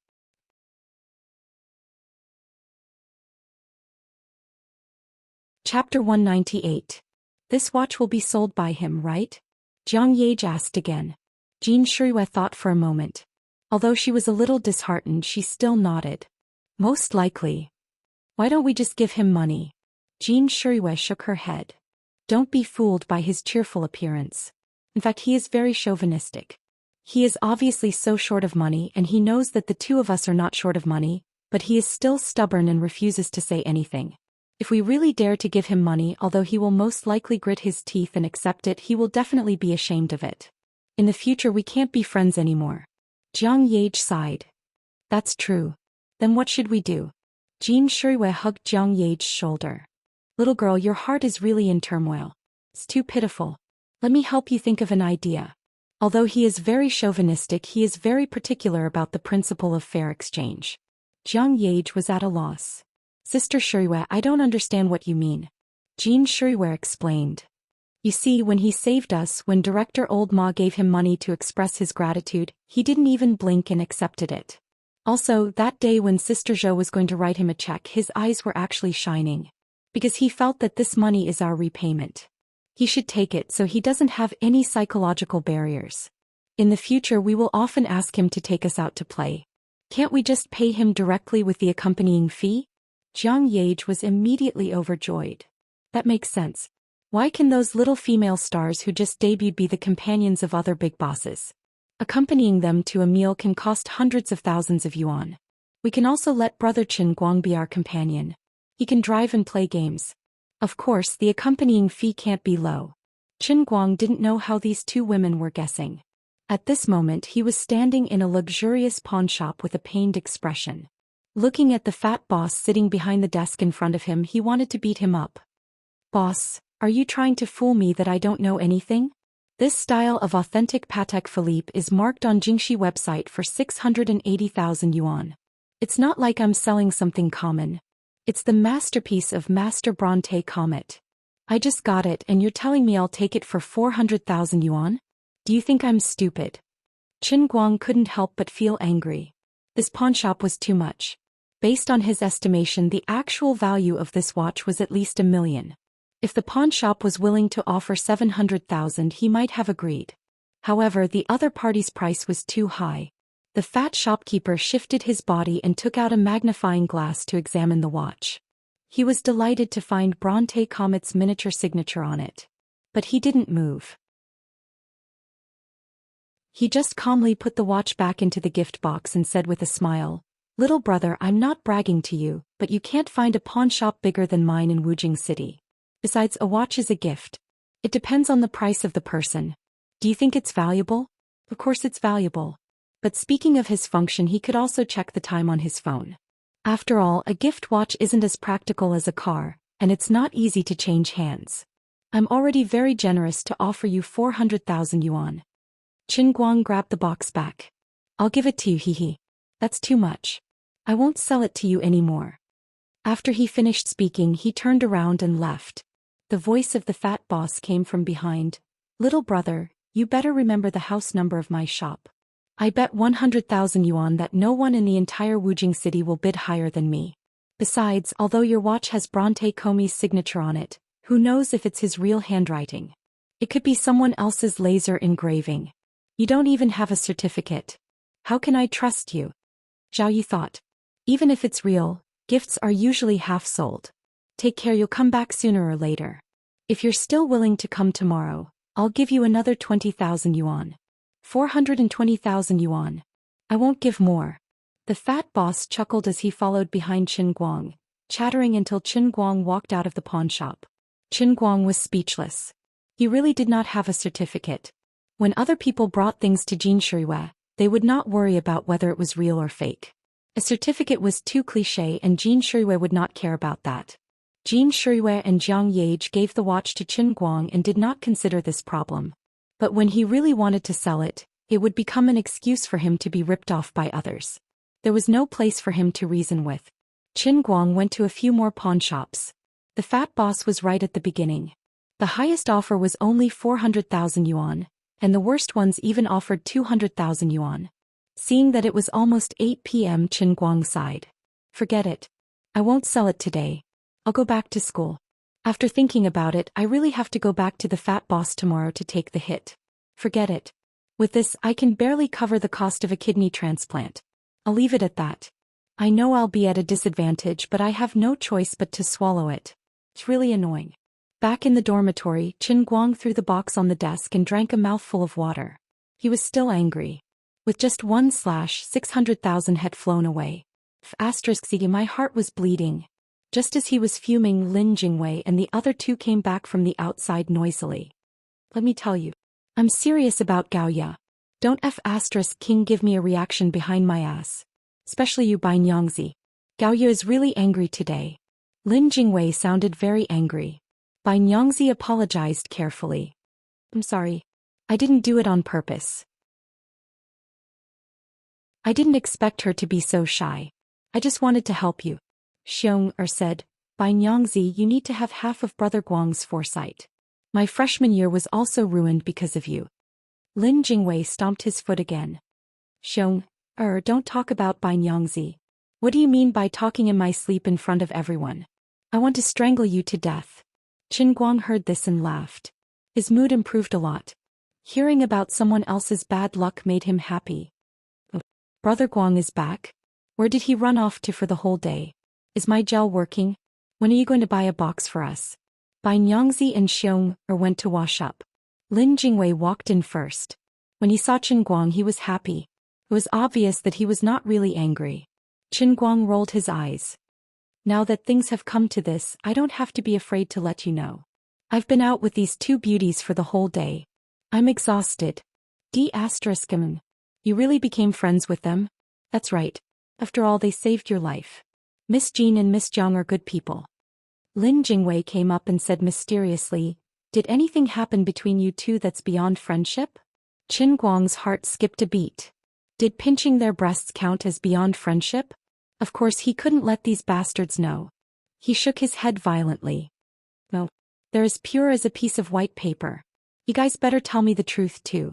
At this moment Lin Jingwei looked around and saw the gift box on the table. He picked it up and opened it. Oh, it's Patek Philippe. It's from the two of them? Qin Guang nodded. Yes. Oh my god.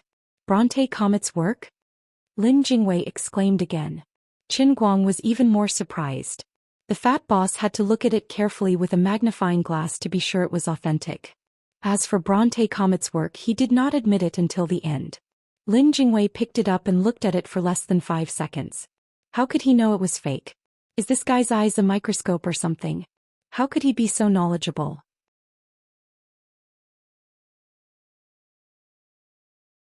Chapter 199. How did you know? Qin Guang asked, puzzled. Lin Jingwei was pleased with himself. Hee. Most people don't know that Patek Philippe has a lot of workers, but only a few of them can be called masters.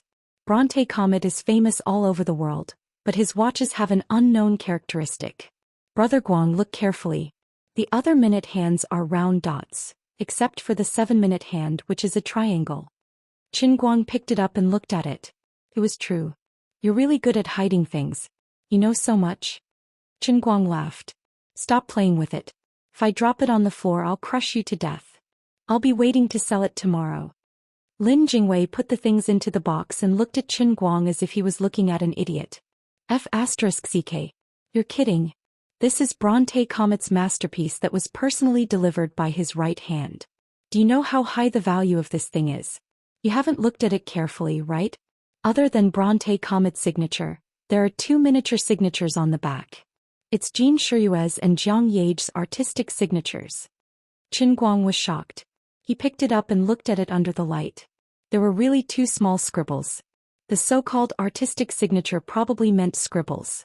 Qin Guang didn't tell the fat boss about the watch's relationship with his left hand. The fat boss didn't recognize it and only recognized Bronte Comet's name. Lin Jingwei had seen the 2 women's artistic signatures, so he guessed it immediately. Qin Guang's heart hurt even more. Then tell me, how much is this watch worth? The highest price that the pawn shop in Wujing City offered me was 420,000 yuan. Forget it, don't tell me or I'll be heartbroken. I can't tell others who gave this watch to me. It'll cause trouble. Lin Jingwei smiled sinisterly. I insist on saying it. If he took it to the auction house, filled in the certificate and got the confirmation from his left and right hands, It was not impossible to sell it for 2 million. But obviously, you can't expose the direct relationship between this watch and your left and right hand. If you auction it as a work of Bronte Commerce, I personally estimate that it can fetch about 1.5 million, but I'm afraid it won't be sold so soon. I'm afraid you can't wait. So if I were to sell it directly, I estimate that it would be around 1.2 million. After all, the original model was the one that cost 680,000 yuan. If it wasn't auctioned, it would be good if the price could be doubled. Qin Guang felt like he was suffocating. F***CKU. My heart is going to break. I'll help you sell it for 1.2 million. At this moment, Lin Jingwei suddenly threw out this sentence. Qin Guang was shocked. You can't be serious, right? Can you find a buyer? Does he trust what you say? By the way, you can't let others know about the relationship between this watch and your left and right hands. You have to remove the added value of your left and right hands. Lin Jingwei nodded seriously. Don't worry, I can really find someone to buy it. Disregarding the relationship between your left and right hands, this watch is really worth that much.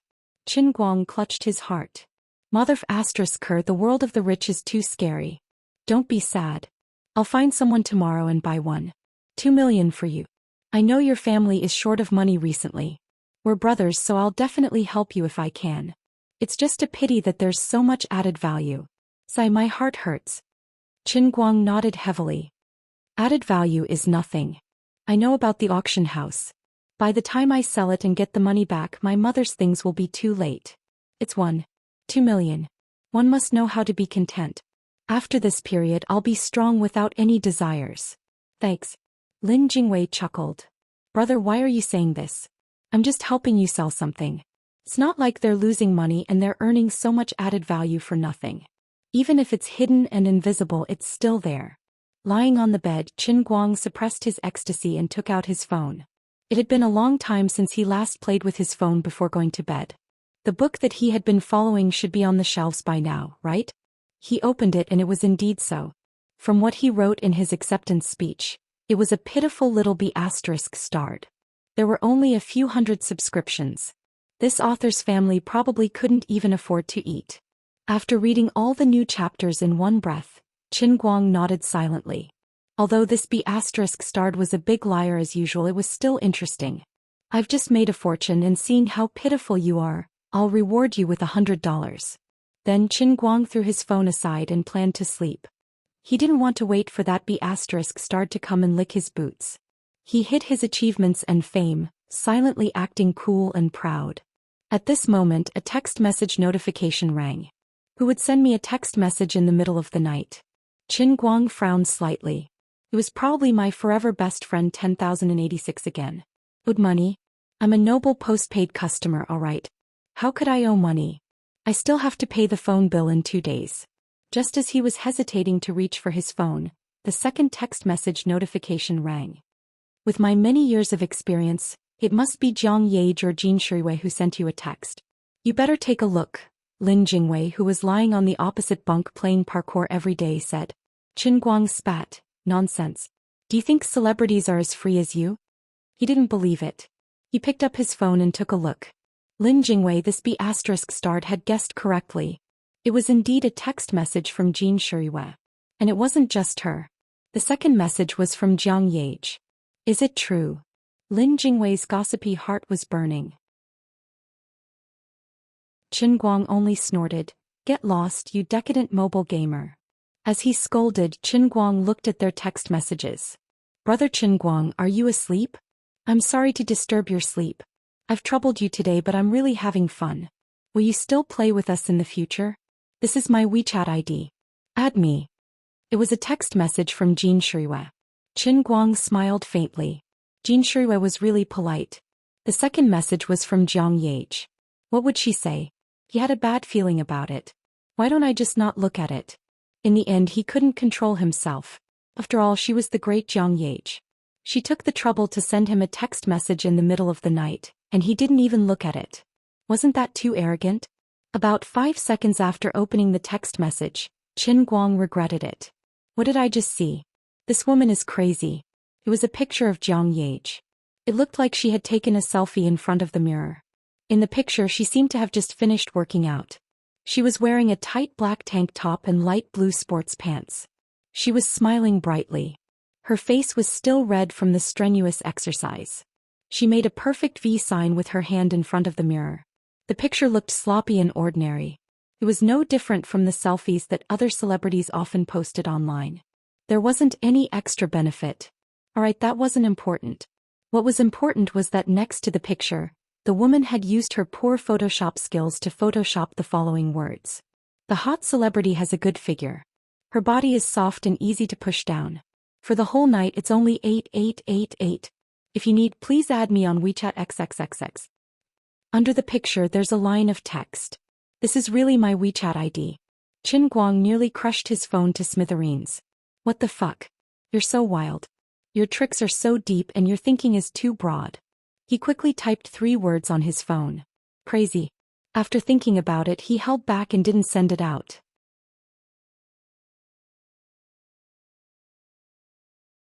Chapter 200. Forget it. After all, he had just taken a valuable Patek Philippe, and now he had to sell his well-intentioned gift. It was still a little shameful. Opening WeChat he sent friend requests to each of them, and then Qin Guang decisively closed WeChat. He was about to go to bed. If he kept chatting with them, who knew how long it would take? Alas, since he had found his phone again he might as well check Weibo. Opening Weibo he suddenly decided to follow Jin Shiyue and Jiang Yage's Weibo accounts, and then suffered a heavy blow. Jin Shiyue had more than 57 million Weibo fans, and Jiang Yage had more than 64 million. It seemed that Jiang Yage was more interested in managing her Weibo. She often updated her Weibo with interesting content. The original version of the photo she sent to Qin Guang just now was posted on her Weibo. It was updated about half an hour ago. Of course, it didn't contain the bullshit of 8888 for a night. She added another sentence. Today, I secretly brought my bodyguards to Wuxia Disneyland to play and was discovered. Luckily, no one got hurt. Thank God. Everyone, please be more calm in the future and pay attention to protect yourselves. I was discovered as soon as I arrived at the amusement park. It's a pity that I didn't have a good time. I practiced dancing hard all day and sweated profusely. I feel that I've lost a lot of weight. Everyone, do you think I've lost weight? Qin Guang rolled his eyes. You can deceive those poor fans who don't know the truth. No, I must expose her. He decisively replied to a comment below. Just arrived. That's right. I was discovered just 3 hours after arriving at Disneyland. What a close shave. Liar. Lazy bum. May you get fatter and fatter. After replying to the comment, Qin Guang decisively quit. He really couldn't stand the pile of replies below. Goddess moi. Goddess full highest. Goddess is the most beautiful. My Yage is so beautiful. Like me if you agree. It's too mushy, too sour, too blind. In the old man's humble opinion, Jiang Yage is really a goddess, a neurotic. Returning to his homepage, he felt a sense of loneliness, like the autumn wind sweeping away the fallen leaves. I have 9 fans. I don't know 5 of them. The other 3 are my 3 grandsons and 1 is son Xiaoxuan. The number of views for the week? 5. It was Friday, so it was very likely that son Xiaoxuan had done it all by himself. Number of replies this week? 1. It was son Xiaoxuan's reply. Level 4 for sure. I won't fail any of my final exams. She replied to Qin Guang's most recent Weibo post, which was also posted 3 months ago. The content was as follows. The internet's life is long, but my will is indomitable. Qin Guang will never fall. Endless desolation shrouded his heart. Why was the gap between people so big? Those 2 had tens of millions of fans at every turn. There was no way they could be friends. That's right, if these 2 people randomly reposted an advertisement on their Weibo, the advertising fee would be at least a few $100,000. Damn it, comparing oneself to others is infuriating. How about I let them casually repost one of my Weibo posts? Then I'll become a big V in minutes? From then on, I'll walk the road of being popular on Weibo? The logic is still the same, but isn't this too shameless? Forget it, I'll bear with it for now. This is the ultimate killer move and I can't use it easily. In addition, people might guess my relationship with them because of this. If I'm targeted by the paparazzi, there's no way to make up for it. Of course, would I be able to come up with some original and fun content later? The kind that can make people giggle the whole time and then let those two people repost it and add a note. This is really fun, huh? Everyone go and see it, huh? The other person added another note. I also saw it. It's really fun, huh? That's right, I definitely won't be suspected. I already have the ultimate skill of turning over a new leaf. My life is stable. I'll throw away my phone and go to sleep. Qin Guang did not know that in a 5-star hotel in Wujing City, Jin Shiyue and Jiang Yage, who were used to squeezing on the same bed, were sleeping in separate rooms, which was rare. They were lying in 2 different rooms in the same suite, curled up in the quilt alone, holding their phones in their hands. In the pitch-black room, there were only 2 pairs of beautiful eyes staring at their phones without blinking. Jiang Yage replied to Qin Guang with a smiley face, and then entered a sweet dream. Jin Shiyue hesitated for a long time, then sighed softly and replied, "Good night." They were actually countless times busier than Qin Guang, so how could they have the time to chat with him in the middle of the night? The next day, Qin Guang and Lin Jingwei woke up early in the morning and drove straight to a cafe in the city. Sure enough, a young man in a white suit came and he seemed to be very familiar with Lin Jingwei. This man was very straightforward. He did not even carefully check the authenticity of the thing. After a simple chat, he put the watch in his pocket and transferred 1.2 million yuan to Qin Guang's PayPal account on the spot. Until this man left, Qin Guang's mind was in a mess. He hid his phone under the table, glanced at the numbers on it and carefully counted the number of zeros on it. After confirming that there were no mistakes, he began to laugh foolishly. He suddenly came back to his senses and quickly hid his phone nervously. After a while he took it out again, looked at it and continued to laugh foolishly. Then he hid his phone like he was guarding against a thief. Lin Jingwei was speechless. If you really don't feel at ease, hurry up and find a bank card to transfer the money. I'm afraid you're going to have a nervous breakdown if you continue like this. Qin Guang nodded repeatedly. That's right. He quickly transferred the money to his own bank card. He did not directly transfer it to his dad because he was afraid that the old man would suddenly throw such a huge sum of money at him and give him a heart attack. He would find a chance later to euphemistically and carefully explain it to him. But based on your mom's situation, this money may seem like a lot, but I'll say something unpleasant. It's still not enough to spend, Lin Jingwei suddenly said. Qin Guang felt as if a bucket of cold water had been poured over his head. He pinched his fingers and did some calculations. It was not wrong. The cost before and after the surgery was not low. For the time being he would consider 600,000 yuan. Now that his mom was living in a special ward that ordinary people could not enter, the basic monthly expenses would be at least a few tens of thousands. Anyway, up until now the 300,000 yuan in his dad's card had been reduced to 50,000 yuan. Apart from that, after the surgery, there would be a long recovery period, which was another huge sum of money. After the recovery period she would have to continue taking the immunity suppressant. The expenses were like the Yellow River, rolling eastward and unable to stop. Perhaps by this time next year the 1.2 million yuan would basically be nothing more than a drizzle. Brother, you're tired. Lin Jingwei patted his shoulder heavily.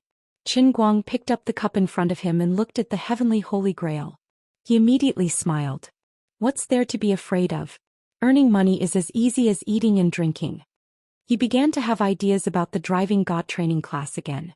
He was thinking about when he should contact Zhong Baikai for the second session. After letting Lin Jingwei go back to school alone, Qin Guang drove straight to the hospital. He wanted to tell his dad the good news as soon as possible. Your son is going to be rich. You're tuning in to the Zhou Xian's Legacy YouTube channel. Don't forget to subscribe and join us on this journey to catch the most captivating stories.